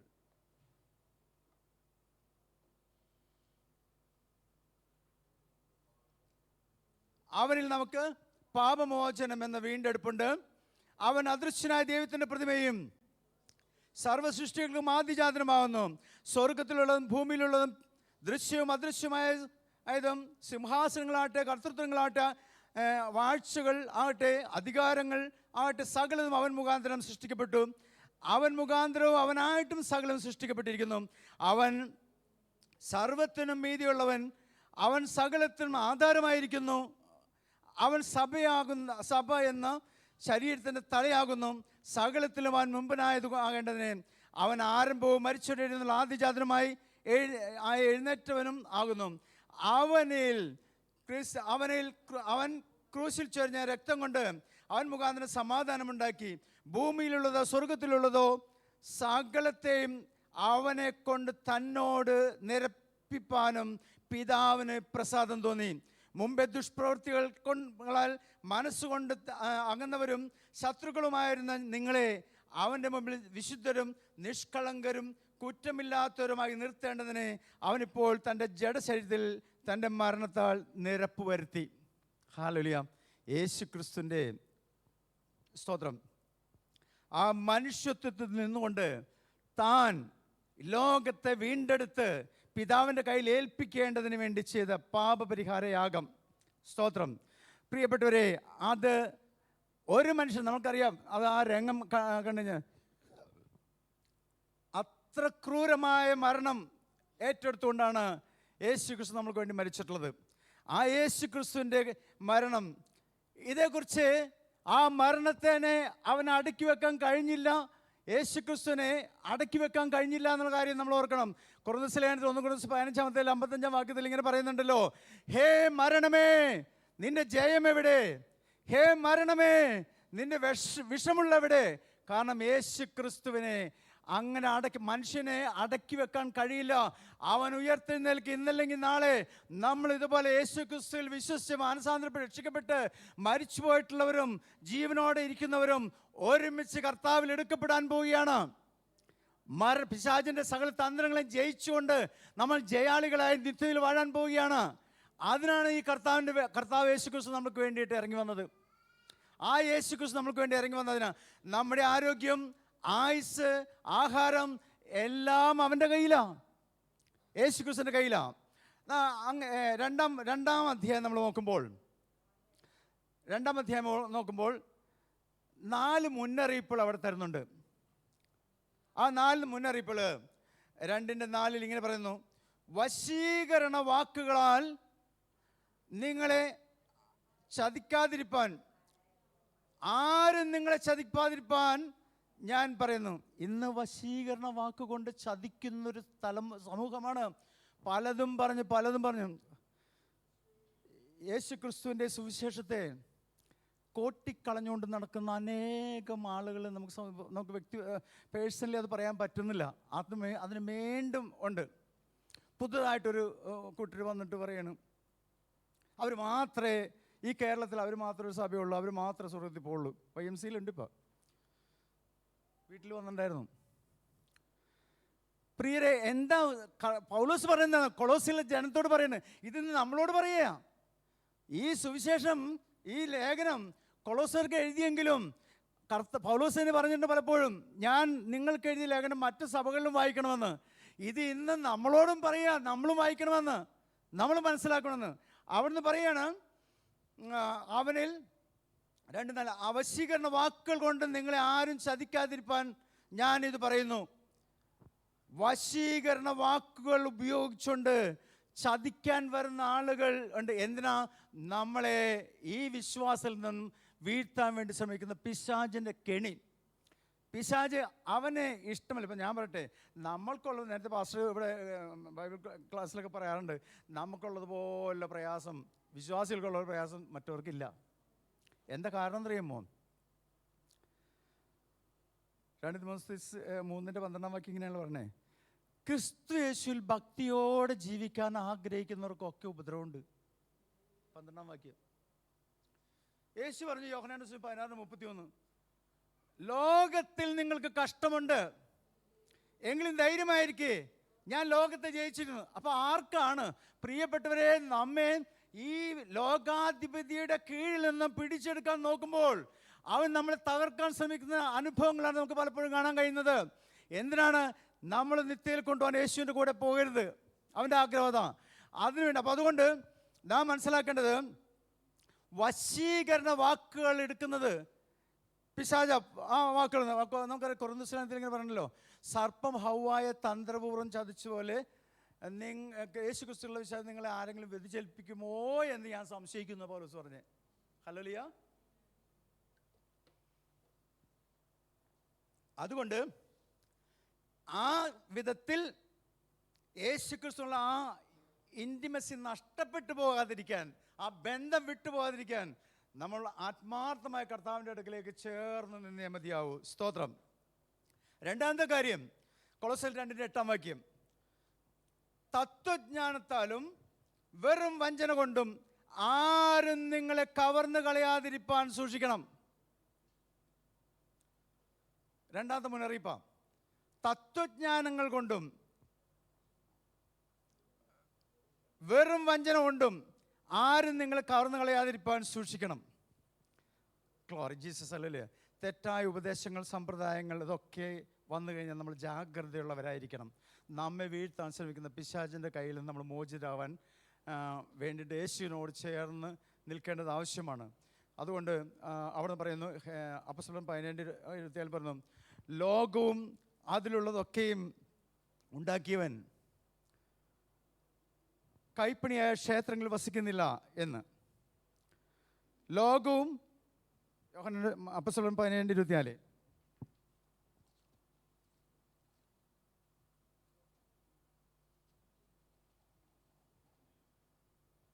ലോകവും അതിലുള്ളതൊക്കെയും ഉണ്ടാക്കിയ ദൈവം സ്വർഗത്തിനും ഭൂമിക്കും നാഥനായിരിക്കൊണ്ട് കൈപ്പണിയായ ക്ഷേത്രങ്ങളിൽ വാസം ചെയ്യുന്നില്ല എന്ന്. സ്തോത്രം. പ്രിയമുള്ളവരെ, ഇന്ന് നമുക്കറിയാം, നമ്മൾ ആ പാരമ്പര്യത്തിൽ നിന്നൊക്കെയാണല്ലോ നമ്മൾ ഓരോരുത്തരൊക്കെ വന്നത്. ഇന്നും അതിനൊക്കെ എത്രയോ പുകഴ്ച കൊടുത്തുകൊണ്ടാണ് ആളുകൾ പോയിക്കൊണ്ടിരിക്കുന്നത്. ഉത്സവങ്ങളും പെരുന്നാളുകളും ഒക്കെ ആയിട്ട് നേർച്ച കാഴ്ചകൾ വഴിപാടുകളായിട്ട് പോയിക്കൊണ്ടിരിക്കുന്നത്. അപ്പം നാം മനസ്സിലാക്കേണ്ടത്, ഇതിലൊന്നും വീണ് പോകാതിരിക്കാൻ ശ്രദ്ധിക്കേണ്ടത് ആവശ്യമാണ്. ലോകം അതിലൊക്കെ ഉണ്ടാക്കിയ ദൈവം കൈപ്പണി ആ ക്ഷേത്രങ്ങളിൽ വസിക്കുന്നില്ല. ദൈവം വസിക്കാൻ ആഗ്രഹിക്കുന്ന നമ്മളുടെ ഹൃദയത്തിലാണ്. 2 കൊരിന്ത്യർ 6:16 പറയുന്നു, ദേവാലയത്തിന് വിഗ്രഹങ്ങളുമായിട്ട് എന്ത് യോഗ്യത? നാം ജീവനുള്ള ദൈവത്തിൻ്റെ ആലയമല്ലോ. ഞാൻ അവരിൽ വസിക്കുകയും അവരുടെ ഇടയിൽ നടക്കുകയും ചെയ്യും. ഞാൻ അവർക്ക് ദൈവവും അവരെനിക്ക് മക്കളുമായിരിക്കുമെന്ന് കർത്താവ് അരുളി ചെയ്തിരിക്കുന്നു. നാം നമ്മുടെ ഉള്ളിലാണ് കർത്താവ് വസിക്കാൻ ആഗ്രഹിക്കുന്നത്. അതുകൊണ്ടല്ലേ കൊരിന്ത്യർ നേരത്തെ പറഞ്ഞത് 1 കൊരിന്ത്യർ 6:19 ദൈവത്തിൻ്റെ ദാനമായിരിക്കുന്ന പരിശുദ്ധാത്മാവിൻ്റെ മന്ദിരമാണ് നിങ്ങളുടെ ശരീരമെന്നും നിങ്ങൾ സ്വന്തമല്ല എന്നും നിങ്ങൾ വില കൊടുത്തു വാങ്ങിയതാണ് നിങ്ങൾ അറിയുന്നില്ലേ? ആകയാൽ നിങ്ങളുടെ ശരീരം കൊണ്ട് ദൈവത്തെ മഹത്വപ്പെടുത്തുക. ദേവാലയമായി ഇന്ന് കർത്താവ് വസിക്കാൻ ആഗ്രഹിക്കുന്ന സ്ഥലം നമ്മുടെ ഉള്ളിലാണ്. നമ്മെ ദേവാലയങ്ങളാക്കി മാറ്റി. അതുകൊണ്ടാണ് ആ ദേവാലയം വിശുദ്ധമായിരിക്കണം ദൈവം ആഗ്രഹിക്കുന്നത്. ആ ദേവാലയം എന്ന് വെച്ചാൽ എൻ്റെ പ്രവൃത്തിയും പെരുമാറ്റം, എൻ്റെ കൈ കാലിൽ എൻ്റെ സംസാരം പെരുമാറ്റങ്ങളൊക്കെയും വിശുദ്ധമായിരിക്കണം, യേശുവിനെ പോലെ ദൈവം ആഗ്രഹിക്കുന്നതാ. സ്തോത്രം. അതുകൊണ്ട് യോഹന്നാന്റെ സുവിശേഷത്തിൽ 5:21 വാക്യങ്ങൾ ഇങ്ങനെ പറയുന്നുണ്ടല്ലോ, പുത്രനെ ബഹുമാനിക്കുന്നവൻ പിതാവിനെയും ബഹുമാനിക്കണം. യോഹന്നാന്റെ സുവിശേഷം 5:21-24 പുത്രനെ ബഹുമാനിക്കാത്തവൻ അവനെ അയച്ച പിതാവിനെയും ബഹുമാനിക്കുന്നില്ല. 24 ആമേൻ ആമേൻ ഞാൻ നിങ്ങളോട് പറയുന്നു, എൻ്റെ വചനം കേട്ട് എന്നെ അയച്ചവൻ വിശ്വസിക്കുന്ന നിത്യജീവനുണ്ട്. അവൻ ന്യായവിധിയിലാകാതെ മരണത്തിലും ജീവനെങ്കിലേക്ക് കടക്കുന്നു. സ്തോത്രം. അപ്പം നമ്മൾ എന്ത് വേണം? യേശുക്രിസ്തുവിൻ്റെ വചനങ്ങളെ കേട്ടുകൊണ്ട്, നേരത്തെ ദിൽബാസ് പറയാറുള്ളല്ലേ, എല്ലാ ദിവസവും രാവിലെ സ്പൂണും പ്ലേറ്റുമായിട്ട് ഇതുമായിട്ട് പേനയായിട്ടിരുന്ന് ഭക്ഷണം കഴിക്കുന്ന പോലെ വചനങ്ങളെ വായിച്ച് പഠിച്ച് അതിൽ നിന്ന് കിട്ടുന്ന ആത്മീയ സന്ദേശങ്ങളെ ഉൾക്കൊണ്ടുകൊണ്ട് അനുദിനം ജീവിക്കേണ്ടത് ആവശ്യമാണ്. അതുകൊണ്ടാണ് കർത്താവ് പറഞ്ഞ, മനുഷ്യൻ അപ്പം കൊണ്ട് മാത്രമല്ല കർത്താവിൻ്റെ വായിൽ നിന്ന് പൊഴിയുന്ന വചനം കൊണ്ടുകൂടിയാണ് ജീവിക്കുന്നത്. ഓരോ ദിവസവും നമ്മൾക്കത് കഴിഞ്ഞേ മതിയാവുള്ളൂ. സ്തോത്രം. അതുകൊണ്ട് മൂന്നാമത്തെ കാര്യം, അപ്പോൾ നമ്മൾ 2 കാര്യങ്ങൾ കണ്ടു. ഒന്ന്, ആരും നിങ്ങളെ ചതിക്കരുത്, ആരും നിങ്ങളെ കവർന്നു കളയരുത്. മൂന്നാമത്തെ കാര്യം കൊളോസ്യർ 2:16 വാക്യം, കൊളോസ്യർ 2:16 ആരും നിങ്ങളെ വിധിക്കരുത്. അതുകൊണ്ട് ഭക്ഷണപാനങ്ങൾ സംബന്ധിച്ചോ പെരുന്നാൾ, വാവ്, ശബ്ബത്ത് എന്നീ കാര്യങ്ങൾ ആരും നിങ്ങളെ വിധിക്കരുത്. ഇന്നും പലരും പഴയ നിയമത്തിൻ്റെ ആചാരങ്ങൾ ഫോളോ ചെയ്യുന്നുണ്ട്. പെരുന്നാളുകൾ, അതുപോലെ തന്നെ അപ്പോൾ ആ കണക്കിന് ഞാൻ പറയാറുണ്ട്, ചിലപ്പോൾ പരിശോധന കൂടി ചെയ്താൽ കൊള്ളാമായിരുന്നു. സാബത്ത്, അതിങ്ങനെയുള്ള കാര്യങ്ങളൊക്കെ ചെയ്യുന്നുണ്ട്. പക്ഷേ ഇതെല്ലാം പൂർത്തീകരിച്ച് കർത്താവിൻ്റെ കാൽവരി ക്രൂശിലെ യാഗത്തിലൂടെ അവൻ്റെ വരവോടുകൂടി ഇതെല്ലാത്തിനും പൂർത്തീകരണം വന്നു. അപ്പോൾ അതുകൊണ്ട് കർത്താവ് പറയണം, അതുകൊണ്ട് ഭക്ഷണപാനങ്ങൾ സംബന്ധിച്ചോ പെരുന്നാൾ, വാവ്, ശബത്ത് എന്നീ കാര്യത്തിലോ ആരും നിങ്ങളെ വിധിക്കരുത്. അങ്ങനെയല്ല, ഇങ്ങനെയല്ല, യേശുവിൻ്റെ നാമത്തിലാണ് സ്നാനം, മറ്റേതാണ്, അങ്ങനെയൊക്കെ ഓരോ കാര്യങ്ങൾ പറഞ്ഞുകൊണ്ട് കർത്താവ് പഠിപ്പിച്ചതിനേക്കാൾ വ്യത്യസ്തമായി പഠിപ്പിക്കലുകൾ കൊണ്ട് നമ്മളെ വ്യതിചലിച്ചു കൊണ്ടുപോകാൻ, നമ്മളെ ചതിക്കുവാൻ പിശാച് ഒരുങ്ങുന്ന ആ ഒരുക്കത്തിൽ നമ്മൾ മാറിയാൽ മതിയാകും. നിങ്ങളെ ആരും വിധിക്കരുതേ. ഈ കുട്ടി പറയുന്നതെന്ന് പറയുമോ, ബാക്കി ഇന്നത്തെ പെന്തക്കോസ്ത് സഭകളെയൊക്കെ കെട്ടാക്കി വെച്ചിരിക്കുക, അതൊക്കെ കൊണ്ട് തീയിലിടാൻ വെച്ചേക്കുന്നു, ഞങ്ങൾ മാത്രമേ സ്വർഗ്ഗത്തിൽ പോവുള്ളൂ. ഒക്കെ കെട്ടാക്കി വെച്ചേക്കാണ് അത്രേ. നിങ്ങളെ ആരും ചതിക്കരുത്. അതുകൊണ്ട് പൗലോസ് കൊളോസ്യരോട് പറയാണ്, നാട്ടുകാരും കൂട്ടുകാരും ആന്തരിക രമ്യതയുള്ളവരായി നമ്മൾ മാറിയ മതിയാകും. വിരോധി നമ്മെ കൊണ്ടൊരു തിന്മയും പറയാൻ വകയില്ലാത്തവണ്ണം ലജ്ജിക്കേണ്ടതിനെ നാം സകലത്തിലും സൽപ്രവൃത്തികൾക്ക് മാതൃകയുള്ളവരായിരിക്കണം. തീത്തോസിലെ 2:7 വാക്യം. അപ്പോൾ അതുകൊണ്ട് പ്രിയരെ, നമ്മൾ ആന്തരിക രമ്യതയുള്ളവരായിരിക്കണം. നാട്ടുകാരും കൂട്ടുകാരും എന്ന് വെച്ചാൽ, അല്ലെങ്കിൽ ലോകം നമ്മളെ വിധിക്കും. ബാഹ്യപ്രകടനങ്ങളിൽ ഒക്കെയും നമ്മളെ അവർ കണ്ടിട്ട്, നമ്മളിപ്പോൾ ഒരാളോട് നടന്നു പോകുന്ന സമയത്ത്, സ്നേഹിത ദേവാലയത്തിൽ ഞങ്ങൾ പ്രാർത്ഥനയ്ക്ക് വരുന്നോ എന്ന് ചോദിക്കുമ്പോൾ, ആ പ്രാർത്ഥനയ്ക്ക് വിളിക്കുന്നവൻ്റെ മുഖത്ത് അതിൻ്റെ പ്രസാദം ഉണ്ടാവണം. ഇല്ല, ആകുമ്പോൾ താങ്കൾക്കുള്ളതിനേക്കാളും സന്തോഷം എന്നെ ഞങ്ങൾക്കുണ്ടെന്ന് പറയും. അത് വരരുത്. നമ്മളെ വിളിച്ചത് നിത്യതയ്ക്ക് വേണ്ടിയിട്ടുള്ള വിളിയല്ലേ, കർത്താവിനോട് കൂടെയുള്ള വാസമല്ലേ. എങ്കിൽ ആ സന്തോഷവും പ്രത്യാശയും നമുക്കുണ്ട്. നേരത്തെ പാട്ടുപാട് പോകുന്ന ആനന്ദത്തോട് പാടാൻ പറഞ്ഞതിൻ്റെ അർത്ഥം എന്താ? ആ സന്തോഷമുള്ളവർക്കേ സാധിക്കുള്ളൂ. അപ്പോൾ അതുകൊണ്ട് നമ്മൾ മറ്റുള്ളവർ നമ്മളെ കണ്ടു അവർ ദൈവത്തിൻ്റെ മക്കളാണെന്ന് പറയണം. ബിലയാൻ പറഞ്ഞല്ലോ ഒരിക്കൽ, ബാലാക്കിനോട് പറഞ്ഞേ, അവരെ തകർക്കാൻ പറ്റില്ലെന്നേ. അവരുടെ ദൈവം അവരുടെ കൂടെയുണ്ട്. ഇസ്രായേലിൽ ശാപം കാണുന്നില്ല, പിന്നെ എങ്ങനെ അവർ തകർക്കണേ? എന്നതുപോലെ നമ്മുടെ ജീവിതത്തിൽ യേശുക്രിസ്തു ദൈവം നമ്മുടെ ഉള്ളത്തിൽ ഉണ്ടെന്ന ഉത്തമ ബോധ്യത്തിലുള്ള ഒരു ജീവിതം നാം നയിക്കുന്നെങ്കിൽ തീർച്ചയായിട്ടും ലോകം എന്ന് പറഞ്ഞോ, അവരൊന്നും കുഴപ്പമില്ല, നമ്മുടെ കൂടെ തോളോട് തോളം ഉയർന്നു നിൽക്കുന്നവരാണെന്നേ, കുഴപ്പമൊന്നുമില്ല, അവരങ്ങനെ പോകുന്നതിന് പോയിക്കോട്ടെ എന്ന് പറയും. അതല്ല, നമ്മൾ വ്യത്യസ്തരാണെന്ന് അറിയാൻ കഴിയണം. നമ്മുടെ കൂടെയുള്ള ദൈവത്തെ അവർ കാണണം. ഹല്ലേലൂയ. അതുകൊണ്ട് നമുക്ക് ദൈവം ജോലി വെച്ചിട്ടുണ്ട്. നമ്മളെക്കുറിച്ച് കർത്താവ് പറഞ്ഞ ഉപ്പിൻ്റെ സ്വഭാവം നമ്മളിലുണ്ടാവണം. ഉപ്പ് ഒന്നും ചെയ്യില്ല, വെറുതെ അവിടെ ഇരുന്നാൽ. ഇപ്പോൾ ഒരു കടലാസിൽ കൊണ്ടുവന്ന് കുറച്ച് ഉപ്പ് വെച്ചാൽ ആ ഉപ്പ് അതും ആ കടലാസിലെങ്ങാണ്ട് പറന്ന് വരും അല്ലേ, സ്വയമായിട്ട്. എന്നതുപോലെ നമ്മളോട് പറഞ്ഞതെന്ന് പറയുമ്പോൾ, ഈ നിങ്ങൾക്ക് യുദ്ധമുണ്ട്, അവരിങ്ങോട്ടൊന്ന് യുദ്ധം ചെയ്യുന്നില്ല, നിങ്ങൾ അങ്ങോട്ട് പോകണമെന്ന് പറഞ്ഞേ. ദാവീദ് പറഞ്ഞ പോലെ, ചേട്ടന്മാരെ നിങ്ങൾ എന്തേ കാണിക്കണേ, അങ്ങോട്ട് ചെന്ന് തട്ടവനേന്ന്. കാരണം നമ്മുടെ കൂടെ ഉള്ളവൻ ആരാ? ആ ബോധ്യം നമ്മുടെ ജീവിതത്തിൽ ഉണ്ടാവട്ടെ. എൻ്റെയും നിങ്ങളുടെയും ഉള്ളത്തിൽ യേശു വസിക്കുമ്പോൾ നമ്മളാണ് വിജയികൾ. നമ്മൾ പരാജയപ്പെട്ടാൽ പിശാച് ജയിക്കുക. ഹല്ലേലൂയ, സ്തോത്രം. അതുകൊണ്ട് ആരും നിങ്ങളെ വിധിക്കരുത്. 18 വാക്യം, 2:18 വാക്യം. താഴ്മയിലും ദൂതന്മാരെ ആരാധിക്കുന്നതിലും രസിച്ച് സ്വന്തം ദർശനത്തിൽ പ്രവേശിക്കുകയും തൻ്റെ ജഡമനസ്സിനെ വെറുക്കുകയും ചീർക്കുകയും തലയെ മുറുകെ പിടിക്കാതിരിക്കുകയും ചെയ്യുന്നവർ ആരും നിങ്ങളുടെ വിരുദ് തെറ്റിക്കരുത്. ഹല്ലേലൂയ.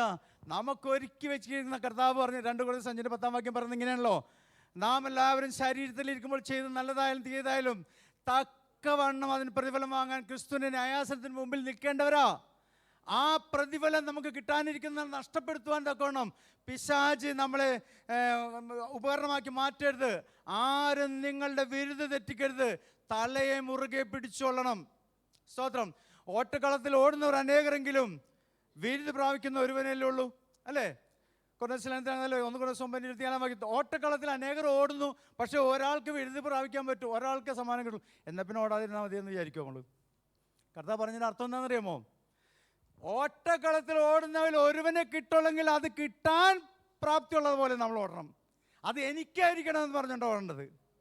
എറണാകുളം പട്ടണത്തിൽ നിന്ന് ഒരാളെ സ്വർഗത്തിലേക്ക് പോകുന്നത് അത് ഞാനായിരിക്കും എന്ന് പറയാൻ ആ ചങ്കൂറ്റത്തോടെ നമ്മുടെ വിശ്വാസം നമ്മൾ ഉറച്ചു നിൽക്കണം. എല്ലാവരും പോകും കേട്ടോ, ഞാൻ ഒരാൾ പോകുന്നില്ല, എല്ലാവരും പോയേക്കും. നമ്മളുടെ ബോധ്യം ആരും പോയില്ലെങ്കിലും ഞാൻ പോകുമെന്ന് പറയത്തക്കവണ്ണം, ഞാൻ ജയിക്കും എന്ന് പറയത്തക്കവണ്ണം ഓട്ടക്കളത്തിൽ അനേകർ ഓടുന്നു. ഓട്ടക്കളത്തിൽ ഓടുന്നവർ എല്ലാവരും ഓടുന്നു, എങ്കിലും ഒരുവനെ വിരുദ്ധ പ്രാപിക്കുകയുള്ളൂ എന്ന് അറിയുന്നില്ലയോ? നിങ്ങളും പ്രാപിക്കാൻ തക്കവണ്ണം ഓടണം. സ്തോത്രം. ഹല്ലേലൂയ. അതുകൊണ്ട് 2-3 അധ്യായങ്ങളിൽ സ്നാനാനന്തര ജീവിതത്തിൻ്റെ പ്രായോഗിക വശങ്ങളെക്കുറിച്ച് നമ്മൾ കേട്ടൊരു അല്പസമയം കൂടി നമുക്ക് നമ്മുടെ മുമ്പിലുണ്ട്. കൊളോസ്യ ലേഖനത്തിൽ പറഞ്ഞ സ്നാനപ്പെട്ട് കഴിഞ്ഞ ഒരു അവസ്ഥ. കൊളോസ്യ 3:1-4 വരെ വാക്യങ്ങൾ വരുമ്പോൾ, നിങ്ങൾ ഉയർത്തെഴുന്നേറ്റിരിക്കുന്നെങ്കിൽ ഉന്നതങ്ങളിലുള്ളതിനെ കുറിച്ച് ചിന്തിക്കും, ഭൂമിയിലുള്ളതിനെ കുറിച്ചല്ല, സ്വർഗത്തിലുള്ളതിനെ കുറിച്ച്. നിങ്ങളുടെ ജീവൻ ക്രിസ്തുവിനോടുകൂടെ ദൈവത്തിൽ മറഞ്ഞിരിക്കുന്നു. നല്ല ഉറപ്പ് നമുക്കുണ്ടാവണം. അവൻ പ്രത്യക്ഷനാകുമ്പോൾ ഞാൻ അവനോടുകൂടെ കാണപ്പെടും. നിങ്ങൾ മരിച്ചു, നിങ്ങളുടെ ജീവൻ ക്രിസ്തുവിനോടുകൂടെ ദൈവത്തിൽ മറഞ്ഞിരിക്കുന്നു. 4-ാം വാക്യം, നമ്മുടെ ജീവനായ ക്രിസ്തു വെളിപ്പെടുമ്പോൾ നിങ്ങളും അവനോടുകൂടെ തേജസ്സിൽ വെളിപ്പെടും. ഹല്ലേലൂയ. എങ്ങനെ വെളിപ്പെടും? എല്ലാവരും ഉണ്ടോ ഇവിടെ? തേജസ് പ്രാപിക്കണോ? തേജസ് പ്രാപിക്കാനാണ് നമ്മളെ വിളിച്ചിരിക്കുന്നത്. 2 തെസ്സലോനിക്ക 2:14 വാക്യം.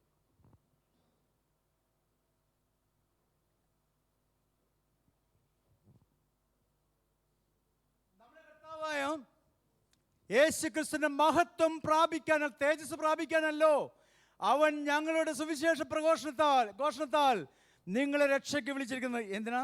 തേജസ്സിന്റെ ശരീരം എവിടെ നഷ്ടപ്പെട്ടു? ഒരുവന്റെ പാപം പോലെ സകലരുടെ നിന്ന് തേജസ് ഉരിഞ്ഞുപോയി. റോമലേഖനം 3:21 എല്ലാവരും പാപം ചെയ്ത് ദൈവ തേജസ് ഇല്ലാത്തവരായി തീർന്നു. ആ മഹത്വം പോയി. ഇത് തിരികെ ലഭിക്കണം. എന്നാൽ മാത്രമേ നിത്യതയിൽ കർത്താവിനോട് കൂടെ ആ പുത്തൻ യെരൂശലേമിലുള്ള വാസത്തിൽ പ്രാക്കളെ പോലെ പറന്നു പോകുന്ന ആ ജീവിതത്തിൽ നമ്മൾ ഇവിടുന്ന് മറഞ്ഞാൽ, ഇന്നിപ്പോൾ അമേരിക്കയിൽ വേണം ഇപ്പോൾ എത്തണം, അപ്പം എത്താവുന്ന രീതിയിലുള്ള ഒരു തേജസ്സിൻ്റെ ശരീരം മറയാനും എടുക്കാനും കഴിയുന്ന ഒരു ശരീരത്തിന് വേണ്ടിയിട്ട് നമുക്ക് ആ ശരീരമാണ് നമുക്ക് തരാൻ പോകുന്നത്.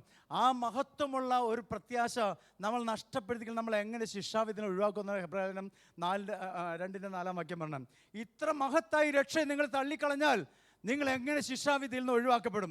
സ്തോത്രം. അതുകൊണ്ട് നാം മനസ്സിലാക്കണമേ, നമ്മളെ ഉയർത്തെഴുന്നേൽപ്പിച്ചു ഉന്നതങ്ങളിൽ അവനോടുകൂടെ ഇരുത്തിയിരിക്കുക.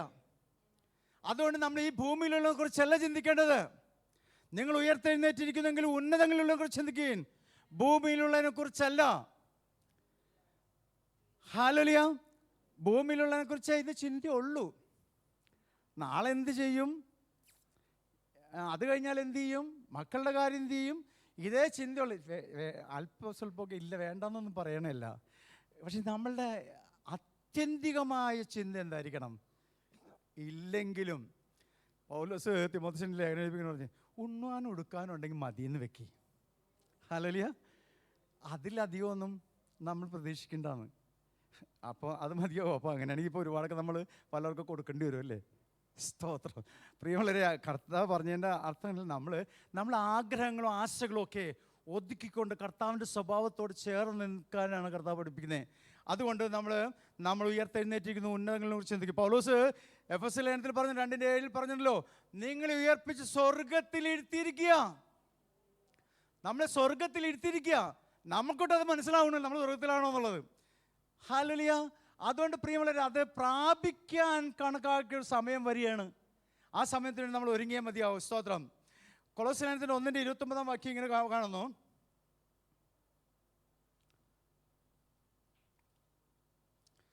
അതിനായി ഞാൻ എന്നിൽ ബലത്തോടെ വ്യാപരിക്കുന്ന അവൻ്റെ വ്യാപാര ശക്തിക്ക് ഒത്തവണ്ണം പോരാടിക്കൊണ്ട് അധ്വാനിക്കുന്നു. സ്തോത്രം. അവനിൽ ഞാൻ എന്നിൽ ബലത്തോടെ വ്യാപരിക്കുന്ന അവൻ്റെ വ്യാപാര ശക്തിക്ക് ഒത്തവണ്ണം പോരാടിക്കൊണ്ട് അധ്വാനിക്കും. ആര്? പൗലോസ് പറയുന്നത് എന്നിൽ അവൻ്റെ ആത്മാവ്, അവൻ്റെ ആ ശക്തി എന്നിൽ വന്നിട്ട് ഞാൻ അവൻ്റെ ആ ബലത്തിന് ഒത്തവണ്ണം ഞാൻ പോരാടിക്കൊണ്ട് അധ്വാനിക്കുകയാണ് എന്ന്. സ്തോത്രം. അതുകൊണ്ട് നമുക്കറിയാം ഈ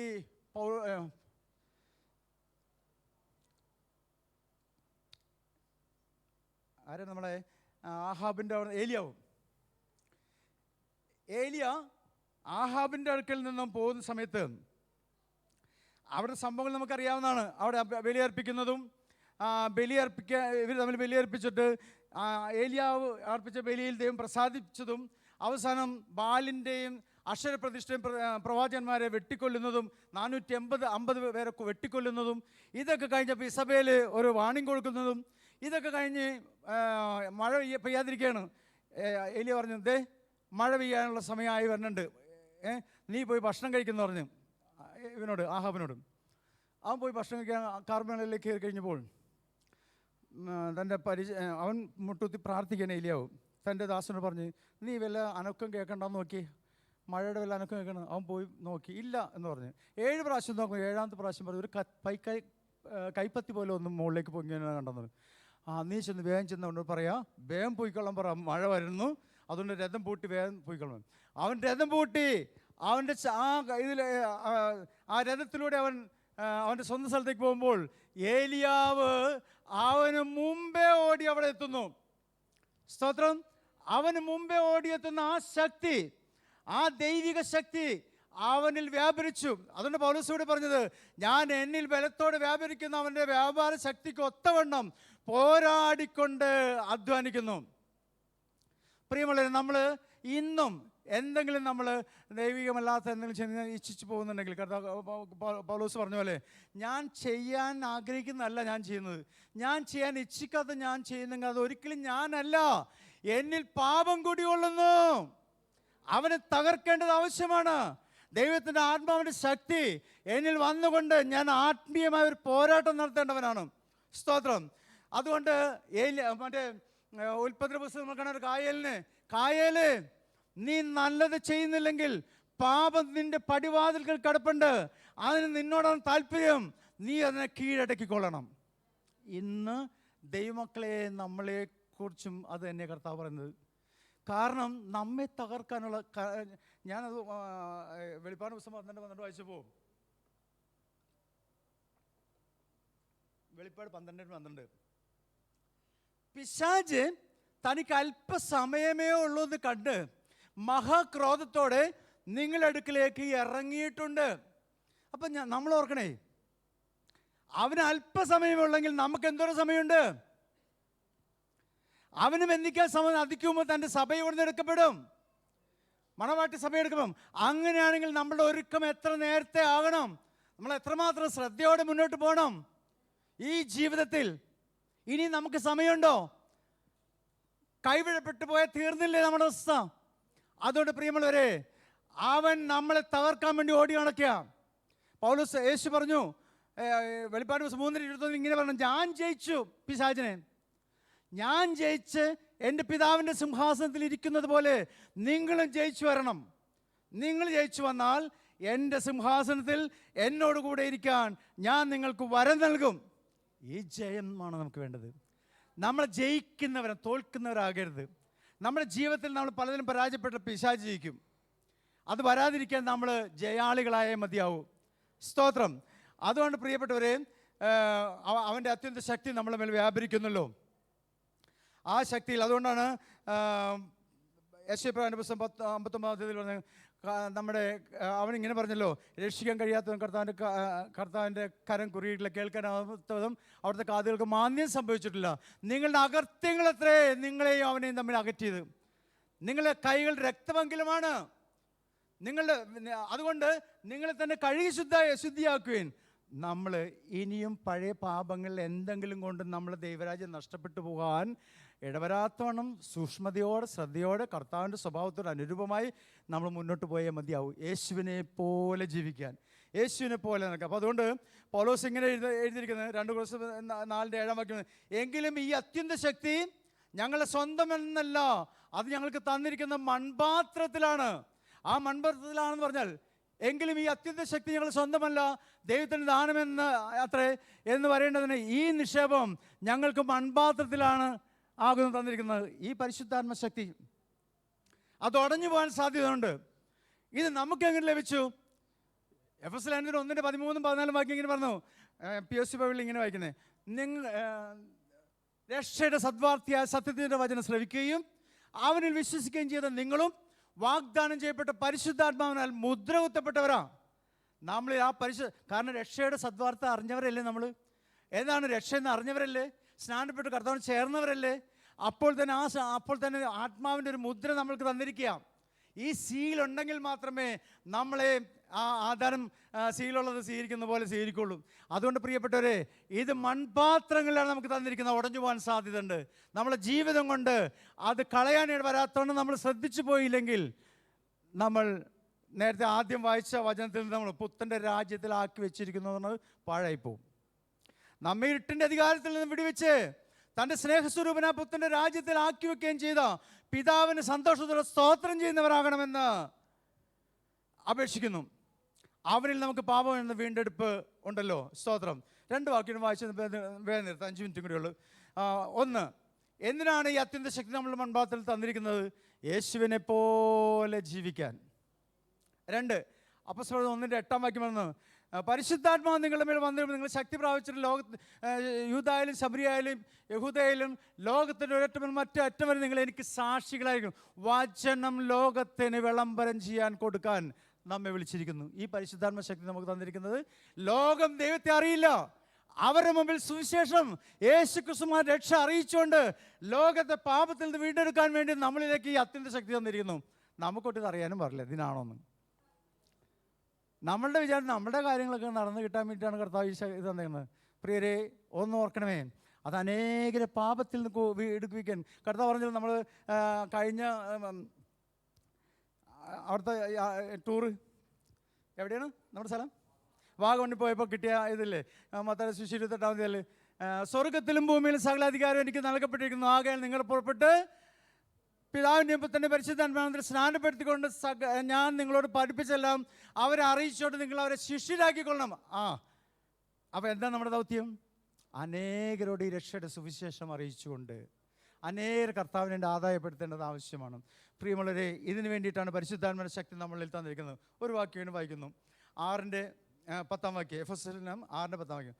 ഒടുവിൽ കർത്താവിലും അവൻ്റെ അമിത ബലത്തിലും ശക്തിപ്പെടും. ഒടുവിൽ കർത്താവിലും അവൻ്റെ അമിത ബലത്തിലും ശക്തിപ്പെടുവിൻ. സ്തോത്രം. Mighty power. ആ കർത്താവിലും അവൻ്റെ അമിത ബലത്തിലും ശക്തിപ്പെടുന്നവരാകണം എന്നാണ് ദൈവം നമ്മളോട് സംസാരിക്കുന്നത്. ഈ കൊളോസ്യർ 4-ാം 5-6 വാക്യങ്ങൾ ഇങ്ങനെ വായിക്കുന്നു, സമയം തക്കത്തിന് ഉപയോഗിച്ചുകൊണ്ട് പുറത്തുള്ളവരോട് ജ്ഞാനത്തോട് പെരുമാറുവിൻ. നിങ്ങളുടെ വാക്ക് എപ്പോഴും കൃപയോട് കൂടിയതും ഉപ്പിനാൽ രുചി കൂട്ടുന്ന. സമയം തക്കത്തിന് ഉപയോഗിച്ചുകൊണ്ട് ഒന്നും കൂടി സമയം തക്കത്തിൽ ഉപയോഗിച്ചുകൊണ്ട് പുറത്തുള്ളവരോട് ജ്ഞാനത്തോടെ പെരുമാറുവിൻ. 6-ാം വാക്യം, ഓരോരുത്തരും നിങ്ങൾ എങ്ങനെ ഉത്തരം പറയണമെന്ന് അറിയേണ്ടതിന് നിങ്ങളുടെ വാക്ക് എപ്പോഴും കൃപയോട് കൂടിയതും ഉപ്പിനാൽ രുചി കൂട്ടുന്നതുമായിരിക്കട്ടെ. കൊളോസ്യർ 4-ാം അധ്യായത്തിലും പ്രിയമുള്ളവരെ, ഈ 3-4 അധ്യായങ്ങൾ സ്നാനാനന്തര ജീവിതത്തിലെ നമ്മുടെ ആ പ്രായോഗിക ജീവിതം എങ്ങനെ കൊണ്ടുപോകാൻ കഴിയുന്നതിനെ കുറിച്ചാണ് പൗലോസ് അവിടെ എഴുതുന്നത്. ഈ 3 ഭാഗങ്ങളും നമ്മൾ വായിച്ചു വരുമ്പോൾ, 4 അധ്യായങ്ങൾ വായിച്ചു വരുമ്പോൾ ആ കൊളോസ്യർ അവരോട് പറഞ്ഞത് നമ്മളോടും കൂടി ആയിരിക്കട്ടെ എന്ന് ആഗ്രഹിക്കുകയാണ്. നമ്മളും ഇതനുസരിച്ച് ജീവിക്കുന്നവരായി തീരണം എന്ന കാര്യം ഓർമ്മിപ്പിക്കുകയാണ്. സ്തോത്രം. അതുകൊണ്ട് ദൈവത്തിൻ്റെ പരിശുദ്ധാത്മാവ് നമ്മെ ആക്കി വെച്ചിരിക്കുന്ന, നമ്മെ ഇരുട്ടിൻ്റെ അധികാരത്തിൽ നിന്നും വിടുവിച്ച് സ്നേഹസ്വരൂപനായ പുത്രൻ്റെ രാജ്യത്തിൽ നമ്മൾ ആക്കി വെച്ചിരിക്കുകയാണെന്നുള്ള നല്ല ബോധ്യവും ധൈര്യമുള്ളവരായി നമുക്ക് പോകണം. നമ്മുടെ കർത്താവ് വരാറായി. ഇനി നമുക്ക് ഉറങ്ങിക്കഴിയാനുള്ളവരല്ല, ഉണർന്നിരിക്കേണ്ടവരാണ്. എത്രയും പെട്ടെന്ന് നമ്മൾ അങ്ങോട്ടും പരസ്പരം വഴക്കം വക്കാനും തല്ലുകൊടുത്തായി നിൽക്കാതെ, മ്ലേച്ഛതകൾ പ്രവർത്തിക്കാതെ, കർത്താവിന് മാത്രം ഹൃദയത്തിൽ വെച്ചുകൊണ്ട് ഒരു നല്ല ആത്മീയ ജീവിതം നയിക്കുവാൻ നമ്മെ എല്ലാവരെയും കർത്താവ് സഹായിക്കട്ടെ എന്ന് പ്രാർത്ഥിച്ചുകൊണ്ട് ഞാൻ എൻ്റെ വാക്കുകൾ ചുരുക്കുന്നു. ദൈവം നമ്മെ സഹായിക്കട്ടെ. സ്തോത്രം. നമുക്കൊരു നിമിഷം എഴുന്നേൽക്കാം. ഒരു നിമിഷം എഴുന്നേൽക്കാം. പരിശുദ്ധനായ കർത്താവേ, തിരുമുമ്പിൽ ഞങ്ങൾ ഒരുമിച്ച് കൂടിയിരുന്ന് കേട്ട വചനങ്ങൾ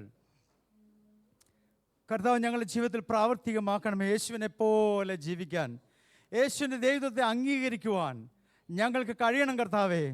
കർത്താവെ, ഞങ്ങളുടെ മാനുഷികമായ ചിന്തകൾ ജീവിക്കാതെ ആത്മീയമായി ഞങ്ങൾ ഒരുപടി കൂടി കർത്താവിനോട് ചേർന്ന് നിത്യയുടെ ദർശനമുള്ളവരായി കർത്താവെ ഞങ്ങൾ മുന്നോട്ട് പോകാൻ അനുദിനം ഞങ്ങളെ സഹായിക്കണം.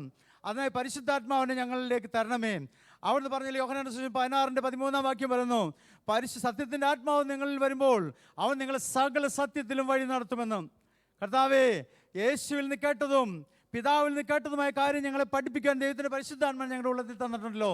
പരിശുദ്ധാത്മ ഞങ്ങളെ സഹായിക്കണമേ. ഞങ്ങളെ ബലഹീനം ഞങ്ങളെ സഹായിക്കണമേ. അവിടുത്തെ കൃപ ഞങ്ങളോട് കൂടിയിരിക്കണമേ. അനുദിനം കർത്താവിൻ്റെ വഴിയിൽ നടക്കാൻ ഞങ്ങളെ പരിശീലിപ്പിക്കണം. യേശു ക്രിസ്തുവിൻ്റെ നാമത്തിൽ ഇന്നിവിടെ കടന്നു വന്നിരിക്കുന്നവരോ സമർപ്പിക്കുകയാണ്. ആരെങ്കിലും ശാരീരികമായ അസ്വസ്ഥതകളോ പ്രയാസങ്ങളോ അനുഭവിക്കുന്നുണ്ടെങ്കിൽ, കർത്താവെ എന്തെങ്കിലും ബുദ്ധിമുട്ടുകളും ബാധ്യതകളും അനുഭവിക്കുന്നുണ്ടെങ്കിൽ, കർത്താവിൻ്റെ കരം കുറുകിയിട്ടില്ല. കർത്താവേ, നിനക്കൊന്നും അസാധ്യമായിട്ടില്ല. എല്ലാറ്റിനും പരിഹാരം അങ്ങ് മാത്രമാണ്. അങ്ങയുടെ കരങ്ങളിലേക്ക് ഏൽപ്പിക്കുകയാണ്. ദൈവം എല്ലാം ചന്ദ്രോചിതമായി ചെയ്യുന്ന ദൈവമാകൽ സ്തോത്രം. ഇവിടെ നടക്കുന്ന ശുശ്രൂഷകളെല്ലാം കർത്താവ് മാനിക്കണമേ. കർത്താവ് മഹത്വം എടുക്കണമേ. കർത്താവിൻ്റെ ദാസനെ ബലപ്പെടുത്തണമേ. എല്ലാ കാര്യങ്ങളും നന്നായി ചെയ്യുവാൻ തക്ക വിധം കർത്താവിൻ്റെ കൃപ മകനോട് കൂടിയിരിക്കണമേ എന്ന് പ്രാർത്ഥിക്കുന്നു. യേശു ക്രിസ്തു നാമത്തിൽ തന്നെ.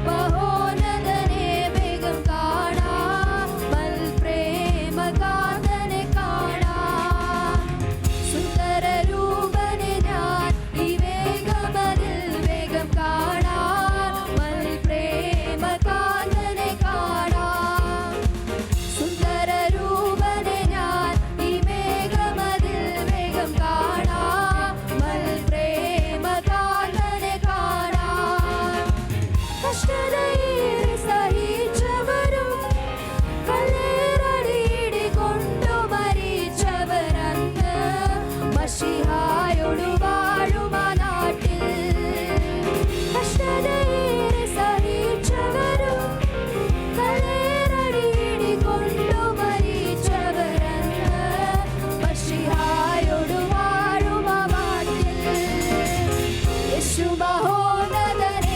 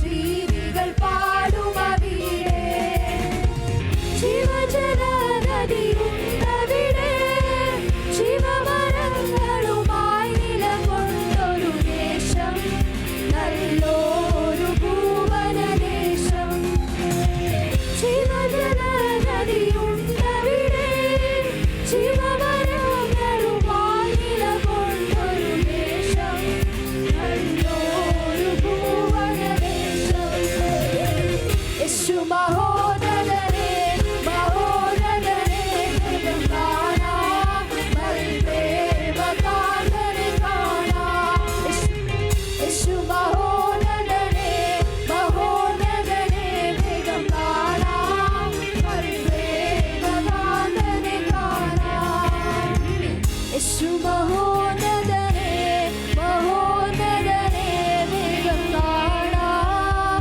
മൽപ്രേമകാന്തനെ കാണാം. എല്ലാവർക്കും മനസ്സിലാക്കി. ഹല്ലേലൂയ.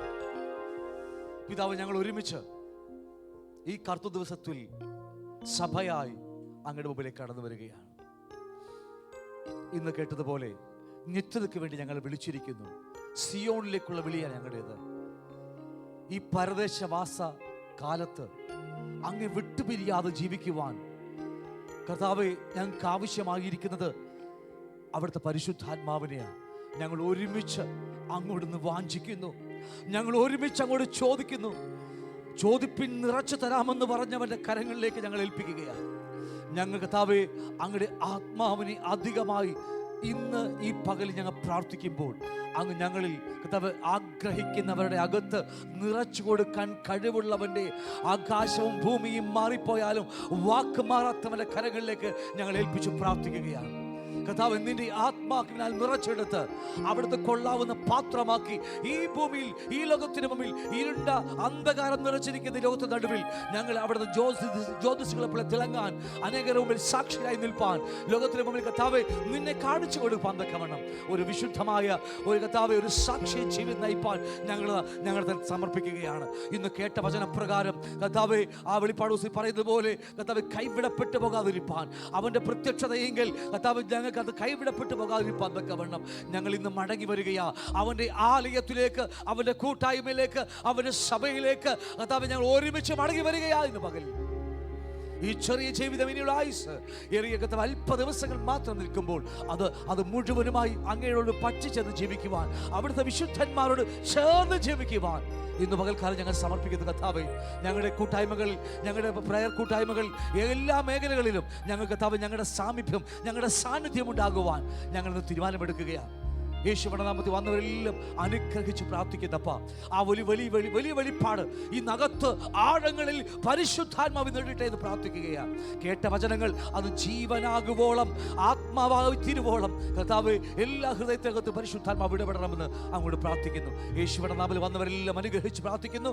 ആരെങ്കിലും ഇന്ന് കർത്താവ് രോഗാവസ്ഥയിലോ ഏതെങ്കിലും മേഖലകളിൽ കർത്താവ് പീഡ അനുഭവിക്കുന്നുവെങ്കിൽ ഇന്ന് പകൽക്കാലം പരിശുദ്ധാത്മാവ് അവരെ നിറച്ചെടുത്ത്, അവരെ സൗഖ്യമാക്കിയെടുത്ത് കർത്താവ് നിന്റെ വേലയ്ക്ക് വേണ്ടി, നിന്റെ സാക്ഷിയായി തീരാൻ അങ്ങ് അവരെ പണിയണമേ എന്ന് പ്രാർത്ഥിക്കുന്നു. യേശുവിന്റെ നാമത്തിൽ അങ്ങ് എല്ലാവർക്കും സൗഖ്യം കൊടുത്തിരിക്കുന്ന കൃപക്കായി നന്ദി പറയുന്നു. അങ്ങയുടെ സാക്ഷിയായി ഓരോ ദിവസം അവിടുത്തെ പരിജ്ഞാനത്തിൽ വളരുവാൻ, അങ്ങേ അനുഭവിച്ചുകൊണ്ട് തന്നെ ജീവിക്കുവാൻ, അങ്ങനെ കർത്താവെ അങ്ങയുടെ സാന്നിധ്യവും അങ്ങ് വിളിച്ച് അങ്ങയുടെ വചനം അക്ഷരികമായി അങ്ങ് അനുഭവിച്ചുകൊണ്ട് ജീവിക്കുവാൻ അങ്ങ് ഞങ്ങൾ എല്ലാവരെയും സഹായിക്കുന്ന ആ വലിയ കൃപക്കായി സ്തോത്രം. ഇന്ന് ആരെങ്കിലും ഭാരപ്പെട്ട് എന്തെങ്കിലും നിൽക്കുന്നുവെങ്കിൽ അവിടുത്തെ വചനം പറയുന്നത് പോലെ കർത്താവെ സകലത്തിലും മതിയായവൻ എന്ന് ഞങ്ങൾ ഒരുമിച്ച് ഏറ്റുപറയുക. ആ വചനം ഓരോ വ്യക്തി ജീവിതങ്ങളിലും സൗഖ്യമായി, സമാധാനമായി കർത്താവെ എല്ലാമായി തീരട്ടെ ഞങ്ങൾ ഒരുമിച്ച് പ്രാർത്ഥിക്കുന്നു. വന്നവരെല്ലാം ഒരു വട്ടം കൂടി യേശുവിന്റെ നാമത്തിൽ അനുഗ്രഹിച്ച് പ്രാർത്ഥിക്കുക. സ്തോത്രം ചെയ്യുന്ന യേശുവിന്റെ നാമത്തിനെ ആമേൻ ആമേൻ. നമുക്ക് ആശ്വാസതലകൾ വഴങ്ങാം.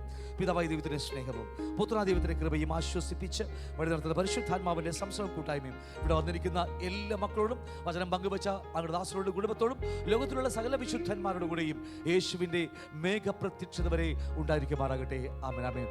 കർത്താവിനെ വിശുദ്ധ കരങ്ങളിൽ ഹല്ലേലൂയ പാടാം. ഹല്ലേലൂയ. ആമേൻ. കർത്താവേ വരണമേ മാറാനാഥ. കർത്താവ് നിങ്ങളെ സഹായിക്കട്ടെ.